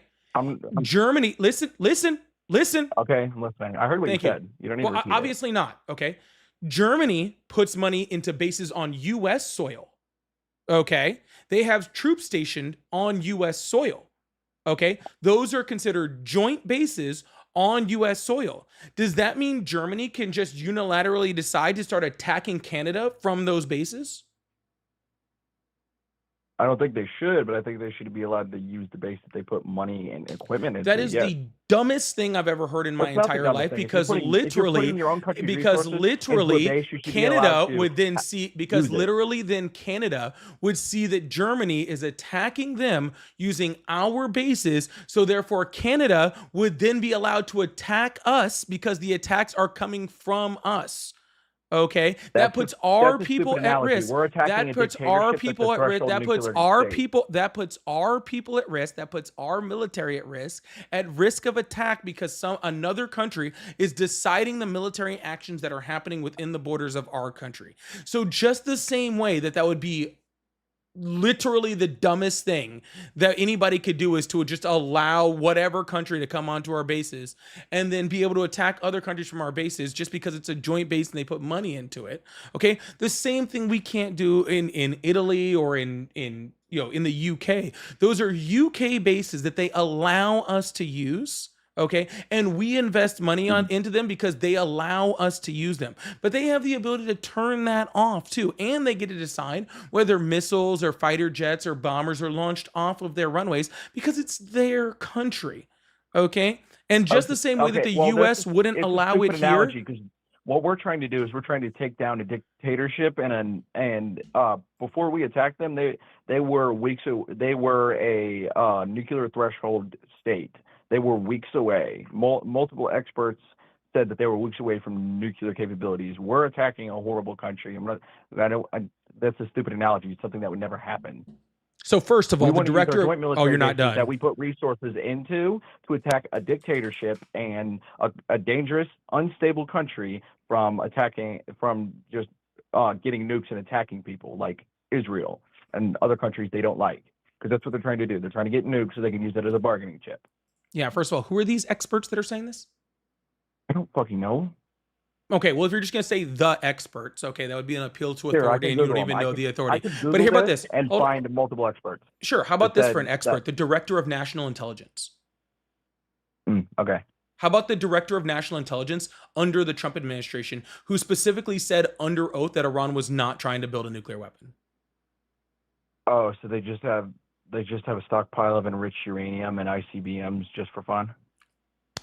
How about the Director of National Intelligence under the Trump administration saying that Iran was not trying to build a nuclear weapon? I'll get a second one for you. How about the director of the director of the Anti-Terrorism Center under the Trump administration, who is a big Trump supporter, who specifically said that they were not trying to build a nuclear weapon? Is this after or before the Iran war?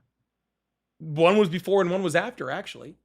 Director of National Intelligence was in March of last year, before we attacked Iran. And Joe Kent, I believe his name is, who's director of Anti-Terrorism Center, was just like a couple months ago. Okay, we attacked Iran on February 28th, so March would be after. And that's what I said, sir. I said that the Director of National Intelligence was March of 2025. When she said that, not 2026. So that would be before. And then I said Joe Kent was a couple months ago. So about March, April-ish of this year. So after that was one of each. Okay. But the So entire point behind that, sir, is first of all, Iran is a signatory on the NPT. Okay. Are you familiar with the NPT? I'm not. What is the Okay, the proliferation, the non-proliferation of nuclear weapons, okay? Which means they're allowed to enrich, okay? They're allowed to, they've been a member since the 1970s, okay? So let's start there. Second of all, the only reason they started enriching above energy sources, which was no further than above 3%, was because Donald Trump pulled us out of the Iran nuclear deal. Before that, they weren't even doing it.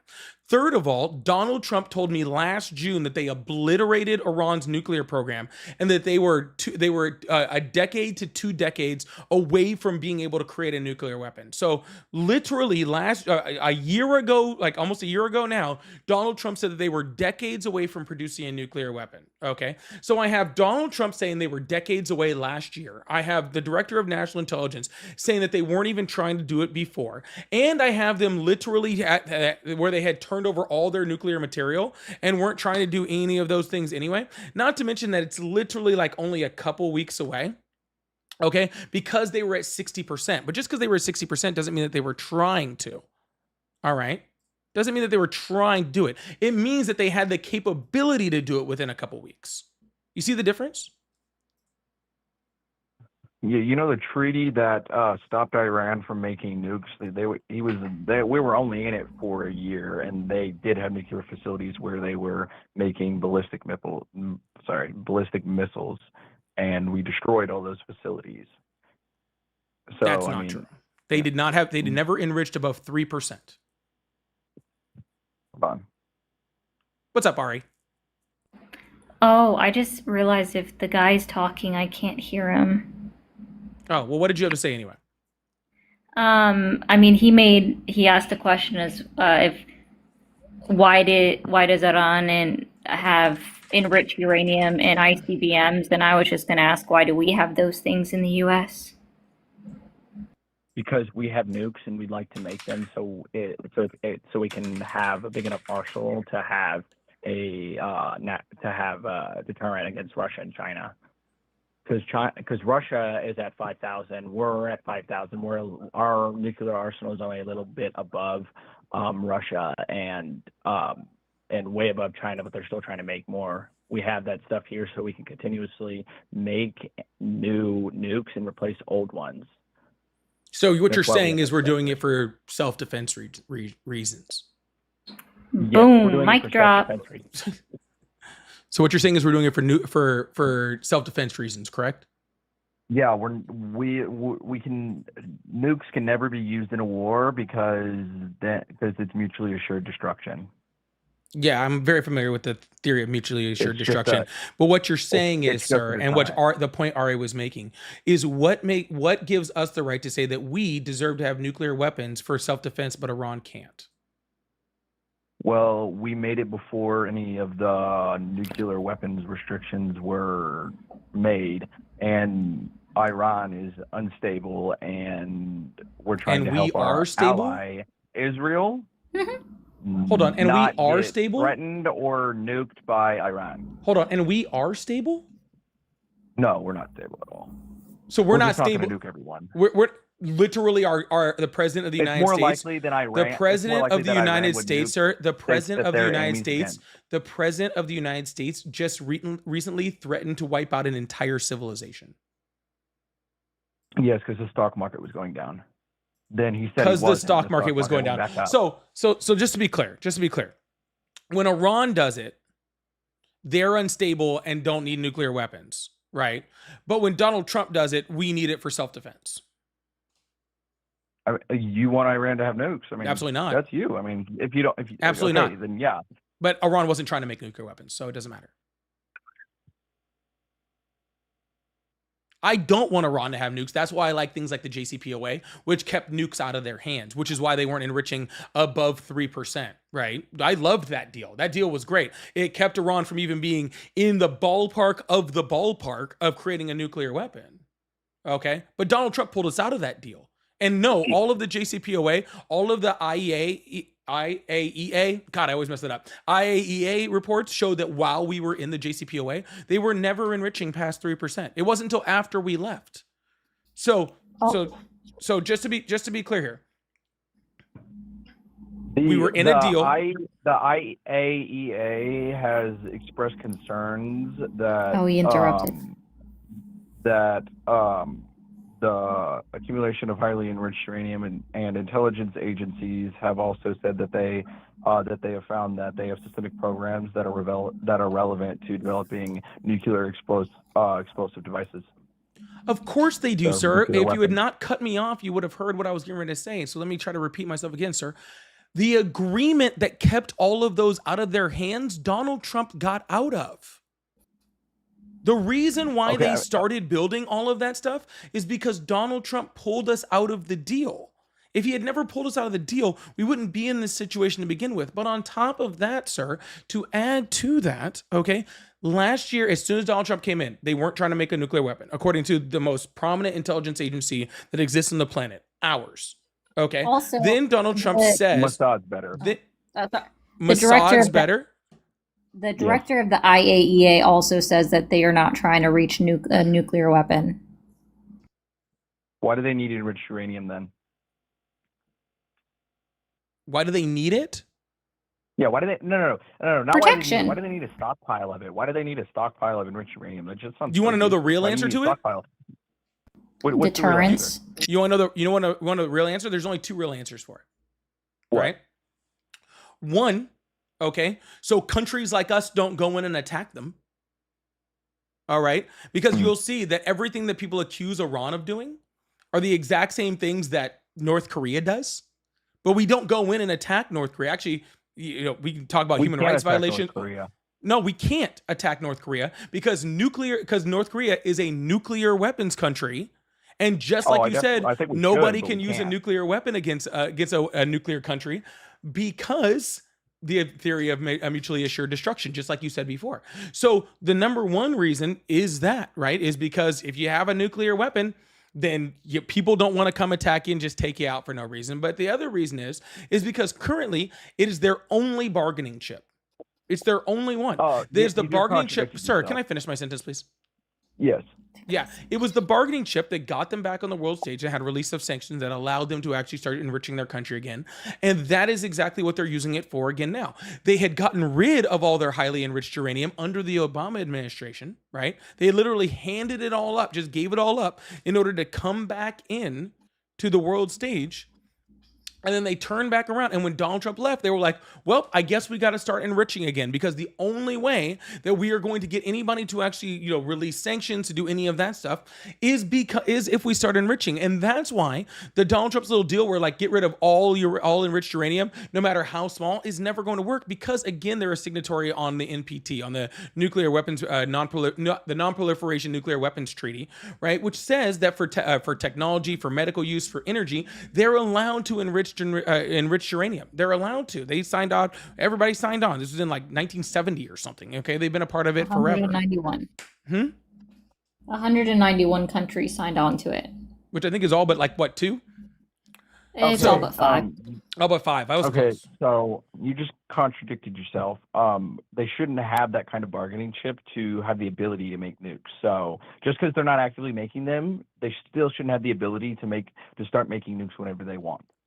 I didn't say that. I didn't say that. Even if we're not talking about nukes, we should still take down their leadership, take down their country, take down their military, because they're a horrible country. They have. Donald Trump's negotiating with all of those people right now. They can strip their people. Donald Trump is currently negotiating with the people that literally do control the country and have been controlling the country for decades. He's literally negotiating with them. We're not trying to take them out. Why did we kill? I think it was 30-something top officials then. Kill 30-something officials. It doesn't take out the regime. They literally just came out and said that it's being hard to negotiate because the literal supreme leader, the Ayatollah's fucking son, is hard to get a hold of. They're literally negotiating with the IRGC leaders, the people who have been doing the suppression in Iran. Right? They're literally negotiating with those IRGC leaders and the fucking Ayatollah's fucking son, who is more radical than he was. Yeah. Well, I mean, anyways, Ayatollah's son lost a leg. He's still in the fucking hospital. So, I mean, well, as soon as the ceasefire's over, I hope Trump kills all the leadership and then we go over there and do a reform. Because, I mean, their nuclear program is in shambles, their military's in shambles, and that's what Trump's trying to do. Their military's in shambles. We just had to attack their military like 2 days ago because they were a threat. Iran yesterday. We literally just had to attack their military 2 days ago because they were threatening, because they were a threat to us. Doesn't sound like they're in shambles. The threat is that they saw activity at a drone facility. Yeah, doesn't sound like they're in shambles, sir. Sounds like they're a threat to the United States. That's what I hear. Okay, and not to mention that, sir, if their military is such in shambles, why can't we open the Strait of Hormuz? Oh yeah, we can't open the Strait of Hormuz because we're not going to send a bunch of resources to get destroyed. It's filled with sea mines and drone attacks. If we send a bunch of people, and it's extremely narrow. If we send a bunch of resources like warships and attack boats and people, that'd just be throwing valuable resources at a problem that might not work because it's extremely narrow. There's loads of sea mines in there, and Iran has proven that they're willing to attack anyone that they don't want in the strait. So that includes drone attacks, ship attacks. So it would be throwing at resources at a problem when we could just negotiate with them, which I don't think is going to work. And when that ends, we're going to take them down. So now you just contradicted yourself. Okay, and I'm going to tell you how. Okay. You just said you hope after the ceasefire is over, we go in and take out their entire government and military, which would cost literally trillions of dollars, right? Mass fucking casualties from United States troops. Okay, literally so much equipment, it's not even fucking funny, and so much time to actually go in there and actually systematically destroy, all right, that country. And that is too much of a waste for you, and it's a waste of resources, a waste of money to go in there and do a complete regime change. But apparently it's a giant waste of money to open up the strait. Like, that is so much less. That's like 2% of that. To open up the strait, we would not only have to take it, but we would have to keep control. To keep control of something like the Strait of Hormuz, you have to have a foothold, and we can't get a foothold in water. What do you think we'd have to do with the country of Iran in order to do a regime change? Kill their leadership. Kill all their leadership. How much of their leadership, sir? All of it. All of it. Every single part of a decentralized government. Do you know what that would take, sir? No, I'm not saying. I'm saying all of their top leadership. We only killed 30 of them. There's all the. You said the people they're negotiating with. I think we should kill them too. If they have no leadership, then we could take them 10 times easier. Sir. Take them over, reform their entire country. Yes, that's exactly what we're trying to do. Do you understand what it would take to do that? To kill their leadership? No, I don't think it'd be really hard. Because let's be clear. You kill one leader, they usually have a succession of 3 to 5 behind them. So you have to kill them too. We'll keep killing them. Gotcha. I mean, so we're just going to keep killing them, and then them, and then them. The Ayatollah was in negotiations. He was at his house at 9 a.m. He didn't make it difficult. Yeah, well, that's kind of on him. Should have stayed in his pussy-ass bunker. Yeah, so, well, no, he didn't do that because that would not be a pussy, right? But regardless of any of that, right? Do you understand what a decentralized government is? Yes, I understand what a decentralized government is. Then what's a decentralized government? Government that's not, there's multiple things. There's low government, middle government, top government. There's bunch of different shit. So you can't, if you were going to kill the entire government, you'd have to run through all of it.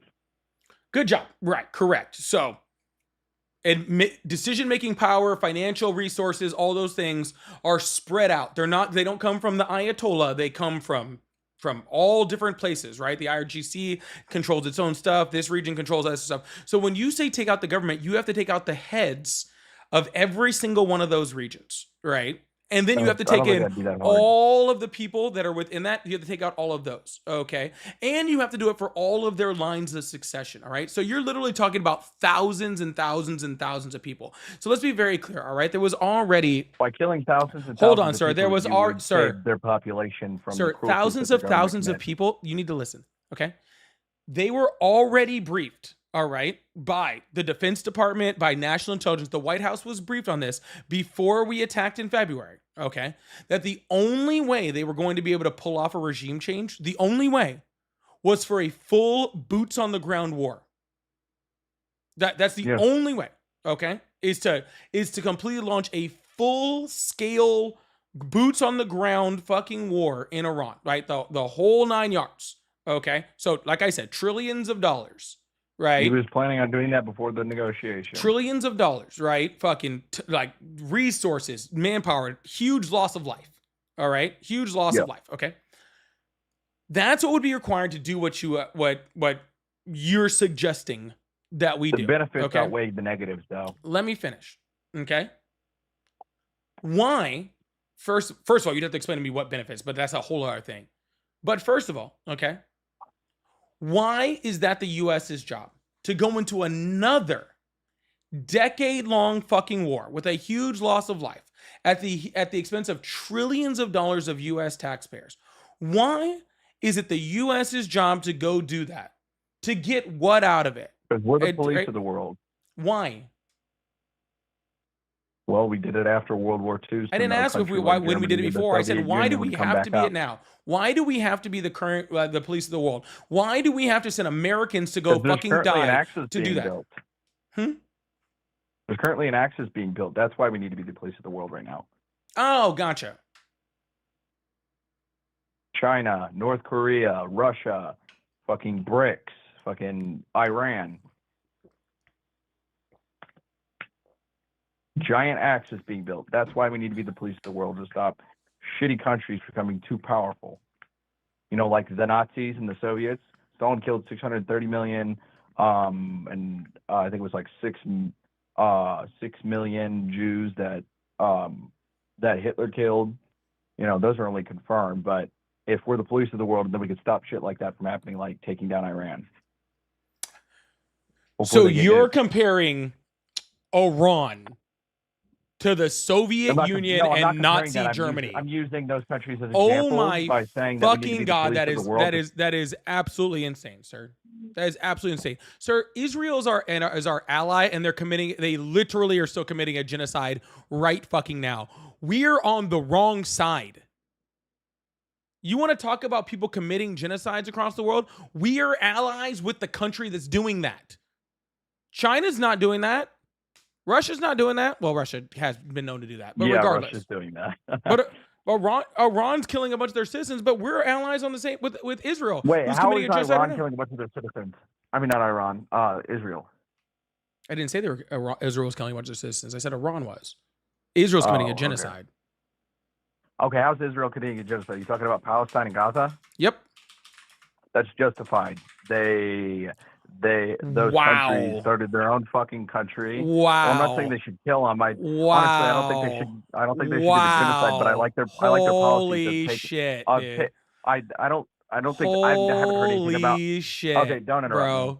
I haven't heard anything about a genocide or them killing. Holy Palestinians crap! or This Gaza. motherfucker just said that shit is fucking justified. I think their policies of taking Palestine land and Gaza land is justified. Yes. Wow.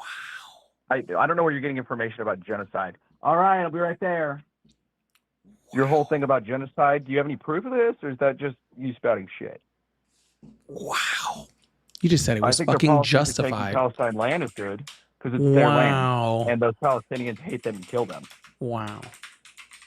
Wow, what? Prove the genocide.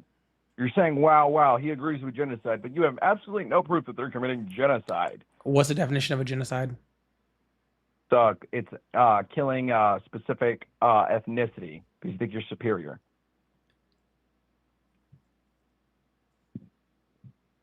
Hitler did it with the Jews. Yeah, I know what a genocide is. They're not committing genocide. They're taking the land back from Palestine, and they're taking the land back. They're bombing fucking hospitals and schools and shooting and literally exterminating people on the way to get food. What the fuck are you fucking talking about? They're bombing fucking hospitals and schools. Okay? They are not, this is not a land grab. This is a systematic fucking cleansing. Okay, and fucking Palestine does the same shit. So does Gaza. You know who's funding both of them? Along with the fucking Houthis? Iran. Wow. Yeah. And the U.S. If we take down Iran's government, then they'll lose their funding. And and then The Israel, US, you mean? then we don't need that. Then eventually we'll have to send $3 billion in defense against Israel. Yeah, against, first of all, Houthis, Palestine Gaza, and Palestine doesn't even have the capability to enact what you're saying. So that's a whole bunch of fucking horseshit. Okay, so that's not even possible. They're still attacking them. Attacking and committing a fucking genocide are two fucking different things. Committing a genocide would be trying to kill every single one of them. Can you actually? That's what they're fucking trying to do. That's what they're fucking trying to do. That's exactly what they're fucking trying to do. That's not only what they're trying to do. That's what they're fucking doing. They are systemically trying to erase the Palestinians from the fucking planet. That is what they are fucking doing. That is what I am saying to you. Okay, do you not hear what I fucking am saying out of my fucking mouth? That is exactly what they're fucking doing. This is no fucking different than the fucking Rwandan fucking genocide, except for it hasn't gotten to that fucking point yet. This is no fucking different, sir. Just because there's no fucking gas chambers doesn't mean it's not a fucking genocide. Okay, you just don't give a shit because you don't care about those fucking people, because you don't see those people, because you don't see those fucking people as fucking people. So you just said that it was justified to commit one against them. That's what you literally just fucking said. Okay, no wonder you support our war in fucking Iran, because you don't fucking give a shit about the complete absolute loss of fucking life for no fucking reason. Okay, you obviously are so fucking indoctrinated by fucking whatever Bibi Netanyahu has to say that you probably don't care about how many people are fucking dying, or fucking the fucking horrific things that are happening in fucking Iran or fucking Cuba, since you're so fucking excited about fucking Venezuela and all the people that are fucking dying in all of those fucking countries. Right? But then all of a sudden, you want to fucking justify fucking saying that it's okay for a fucking genocide. You're a piece of fucking shit. I'm not. Holy fuck, you're a piece of shit, dude. Holy fucking shit, you're a piece of shit. Jesus fucking Christ, bro.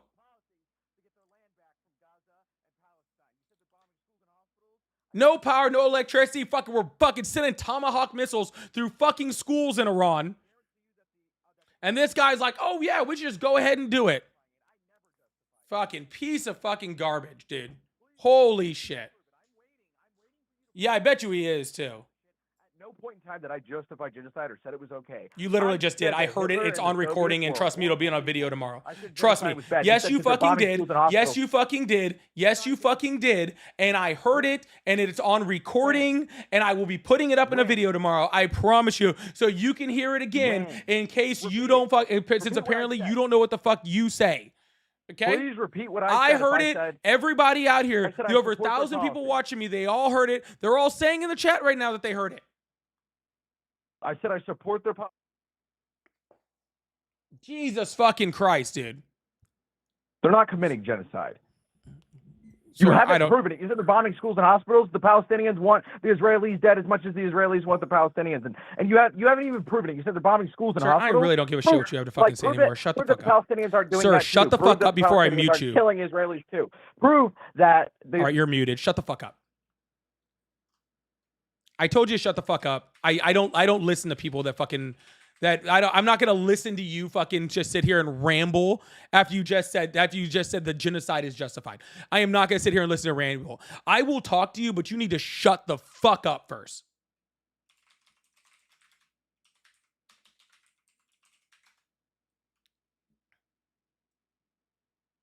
At no point in time. Nope, you're still talking.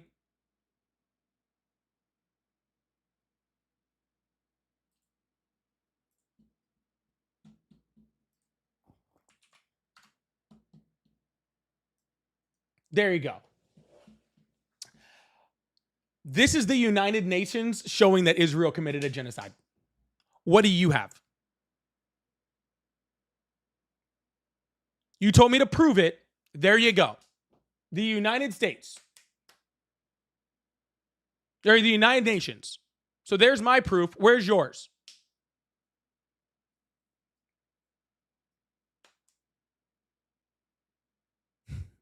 He fucking left.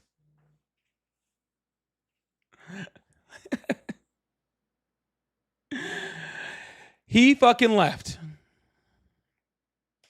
Anyways, y'all. It's funny how he told me to prove it. It's funny how he told me to prove it. And then as soon as I fucking prove it, he runs. Isn't that amusing? Isn't that amusing? That he literally asked me to prove it, and then as soon as I prove it, he runs.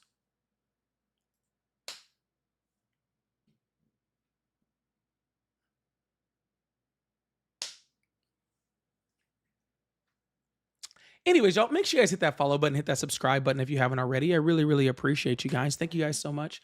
If you guys like to support the live, again, I have gifts and all that fun stuff. And then I have super chats, which I love to throw on the screen. And keep going. If you still support Trump or you want to have a conversation or you're still a Republican, we can have a conversation. I promise you I'll be calmer than I was with that guy. I do have a little bit of an issue. And by a little bit of an issue, I mean a whole fucking issue with somebody saying genocide is justified.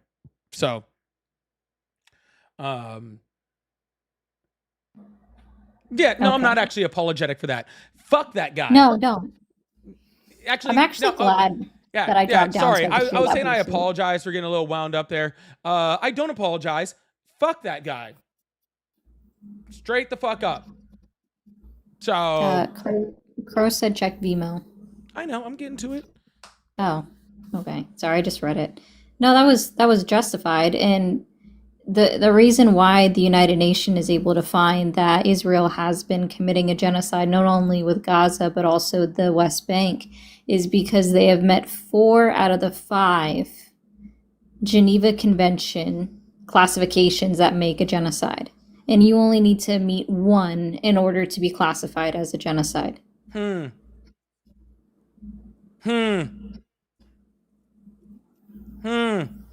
Interesting. Yeah. So. Ladies and gentlemen, Ari. Oh, that is loud on your end. That is loud coming off your phone or whatever. Lysandra, thank you so much for the dragon crown. Big T, thank you so much for the dragon crown. Big T, thank you so much for the fireworks. Big T, thank you so much for the other fireworks. And Big T, thank you so much for the galaxy. Holy shit. Big T, thank you so much. Big W's in the chat for Big W's in the chat for Big T. Big W's in the chat for Big T. I really appreciate that. Really appreciate all those. Again, I do have super chats and all that fun stuff too. So if you'd like support, I'll throw those out there. Also, I do have pay links in the bio, Cash App, Venmo, PayPal. They're all at Polypolitics. Just like Ari was letting me know there because I was ready for it. But Crow, thank you so much for the $2. Said, did this man just say their military is in shambles, but also we can't get a foothold in the strait? Yeah, somehow their military is in shambles. And our military is in full control, and we've also won, but also we can't get the strait open. I still really can't figure out the logic that comes from people. It's absolutely wild. It's so funny how they have to pretzel themselves to reason away or to agree with the things that come out of Trump's mouth that they parrot. Yeah, it's a huge fucking. Oh, we need to go in there and do a full regime change, but also it would be too much time and resources and money in order to go in there and take the strait.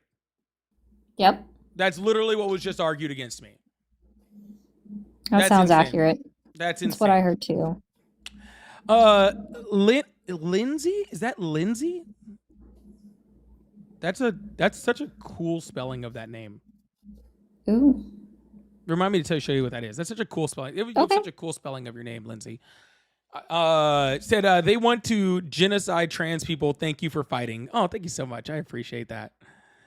And Joseph, thank you so much for the $5 over on PayPal. Says 67% of surveyors voted, 586 respondents. They said they would oppose Kristi Noem running for office in South Dakota again.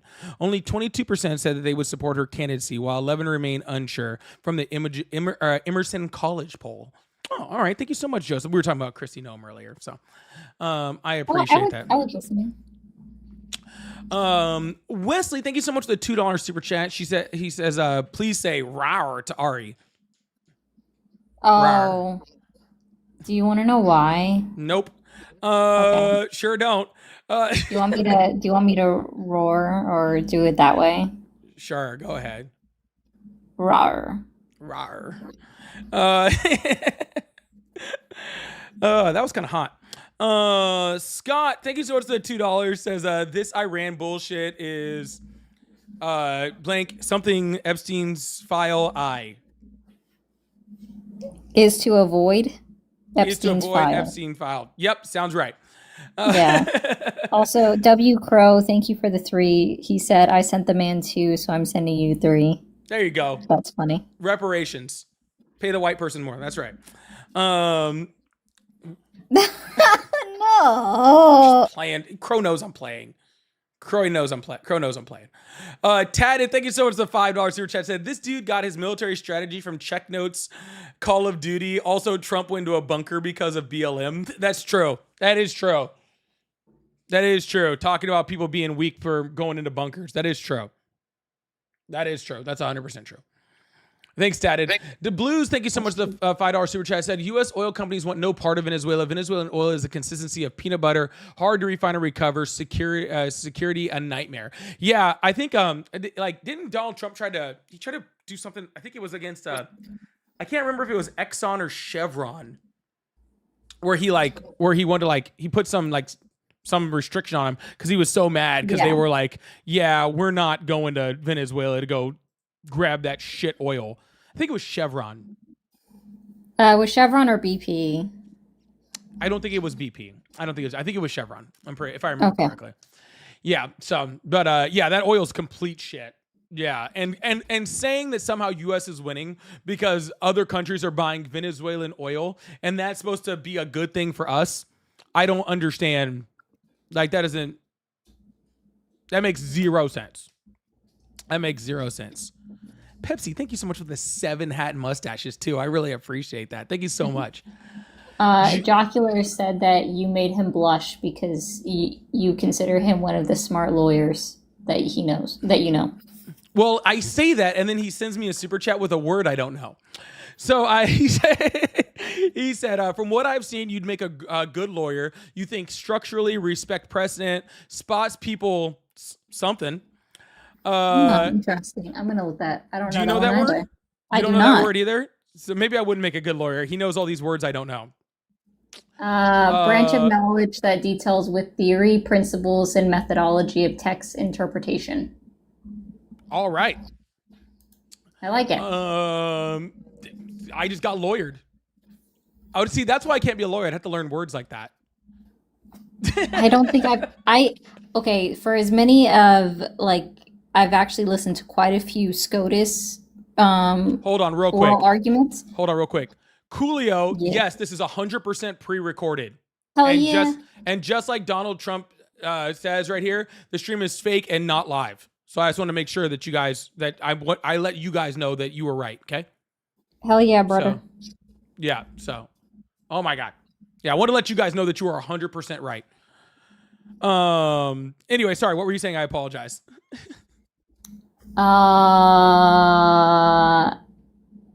Okay, we were talking about the word, and then you said something else. What were we talking about? You should. I don't know. Jocular just said another super chat says that full disclosure, my dad taught me that word recently, and I am obsessed. Oh, so thank you. I've actually that's what it was. Thank you. I've actually listened to quite a few of the SCOTUS oral arguments, and I've never heard that word. They've used some words that have piqued my interest, but I've never heard that word by. I've never heard this word in my entire life. The defense attorney or the solicitor general. I've never heard this word in my entire life. Yeah, that's crazy. But yeah, you're props to your dad, for real. That's a cool word.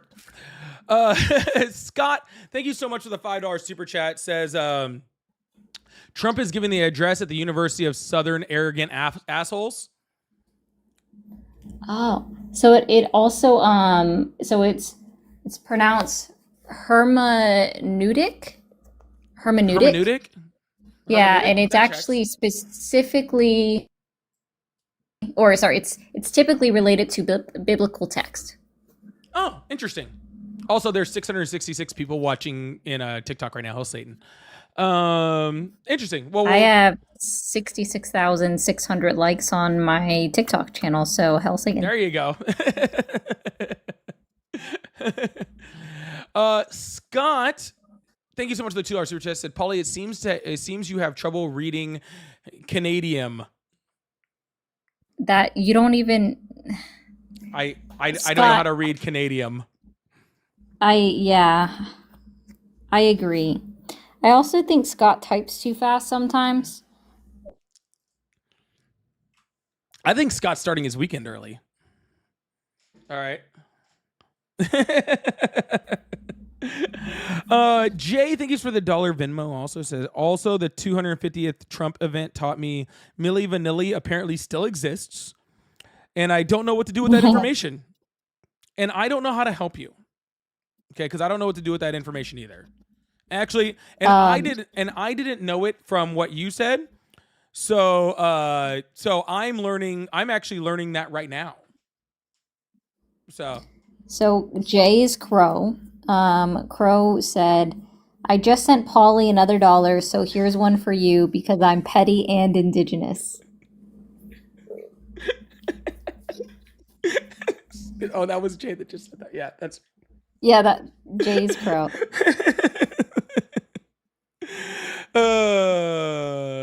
That's just funny. a letter of the alphabet, but he's just a bird. Just a bird.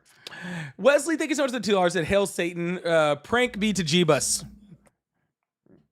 Prank me to Jeebus. I like that. The Hoff made a video about me. I know, Coffee. We played it on the live, and I dissected how wrong he was on the live earlier.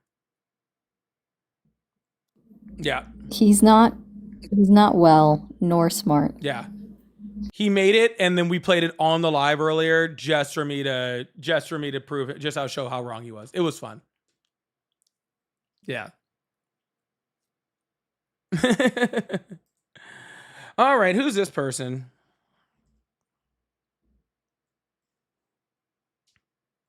If you guys want, maybe I'll make a breakdown video of his video to show how wrong he is later. Hello, how are you? I'm good, how are you? I'm doing great. How old are you? I'm 80. Awesome. Do you still support Trump? No, I never have. I hit the wrong button, I'm sorry. No worries. What is that in the background? But wait. It's like, oh, what the heck? Wait. Polly, before you drop him though, there used to be a rule that you had that if somebody accidentally requested up, they had to tell you you're pretty. That is an old rule. That's an old rule. If somebody accidentally requested up, they were made to tell me. I'm not gonna make Smokey do that. I'm not gonna make Smokey do that. But that was an old fun rule. I do miss it. All right, Smokey, thanks so much, man. Yeah, I did. That was an old rule that I had. Yeah, you had to. If you request up on accident, you had to tell me I was pretty. Before you left. Oh, I could have made him say hi to the chat. That's true. Yeah, sorry. That just made me think of it. Feisty is on a tear today. She said, "My pronouns are placenta." Placenta gate. Yeah. Placenta gate. W Feisty. Placenta gate was awesome. Stacy says only half of Milli Vanilli exists, sadly. Yeah. And Scott says too much Canadian sun. Does Canada get sun? I didn't know there was sun in Canada. Also, Mishi, thank you so much to the Dragon Crown. Yeah, I didn't know you guys had sun up there. Yeah, Scott told me yesterday that he got burnt and he's already peeling. Who did? Scott? Yeah, Scott did. Got burnt? What is it, like 65 degrees outside? When did you get burned? Remember that. Hey, you don't, it's not about the temperature, it's about the UV index. That's true. Canadian, yeah. I love all the comments about the Canadian. And Spicy, thank you so much for the $10 super chat. Said clever message. Oh, that is a very clever message. Okay, I agree. Very clever. Very, very sneaky. Hello, how are you? Good afternoon. Hi, how old are you? I'm 18, born in 2008, April 24th. It's always so weird when somebody answers it before I ask. I feel like you had too much time to practice. No, because some people do not believe like my own age. Do you understand me? Yeah, where are you from, man? I'm Palestinian. Oh, interesting. What's on your mind? No, I just wanted to respond to why do you still support Trump? I do not support Trump. Can I debate about one? Well, there's no one here to debate. No one here supports Trump either, sir. Oh, okay. So should I just drop? Yeah, you can, but say hi to everybody. I mean, thank you for your time. I really like your lives. Oh wait, I have you not. Oh, I have you followed on my other account. Really like your lives, and thank you everybody for having me up. I appreciate you, man. Have a good one. See ya. Thanks. That was cool. That was I nice. was about to be concerned. Yeah, if he said I'm Palestinian and supported Trump, I didn't know what I was gonna do next. I was actually trying to think about that in my head. I was like, I don't know where we go from here. Where do we go from here? Up the creek without a paddle. Also, That's not the correct response. That's not the correct response, Ari. That's not the correct response. Then I don't know. That's not the correct response. Where do we go from here? See if I get a correct response in the chat. I need more of the song. Is it a song that I actually know and like? I don't know. There it is. We got somebody. I'm feeling it. Danny, California. Oh, I should know that one. We fell short this time. Also, I realized fades in the summer. I apparently have gone through all of the cat's pill pocket greenies. Well, we're gonna have to stop get some of those. Did you get their meds, by the way? I did. That's why I know that aside from the fact that I know that I need them. So yeah, but apparently Target's out because I even tried to get him from Target while you were on. This sucks. No, sounds like something we gotta get done. Jocular, thank you so much for the $6.66 super chat. Just because I know Ari and you will appreciate the amount specifically. Amen to that. Hail Satan. Oh, hold on. I gotta get where's it at? I gotta get my song out. I gotta get my song out. There we go. Satan is Lord. Satan is Lord. It feels so good to know that Satan is Lord. Satan is Lord. I'm sad because I can't hear anything you're playing. Satan is Lord. It feels so good to know that Satan is Lord. Satan is Lord. Thank you so much, Jocular. I really appreciate that. Also, Danny California, who was the one who got the Blink-182 song. Awesome name, Danny California. I don't know if you noticed my signed Red Hot Chili Peppers album behind there. I hope that is the same thing. Anyways, it is an actual bop. Yeah, I do have the signed Red Hot Chili Peppers. That was actually a gift from Ari. That was my Christmas present from Ari. So that's really awesome. Anyways, y'all, I'm off for the day. I'm gonna call today. I might be on tomorrow sometime. But yeah, I'm gonna be off for the rest of the day. So I hope you guys have a wonderful day, wonderful Friday. Have a few on me. Enjoy your evening, and I will talk to you guys tomorrow, okay? Love you guys. Bye.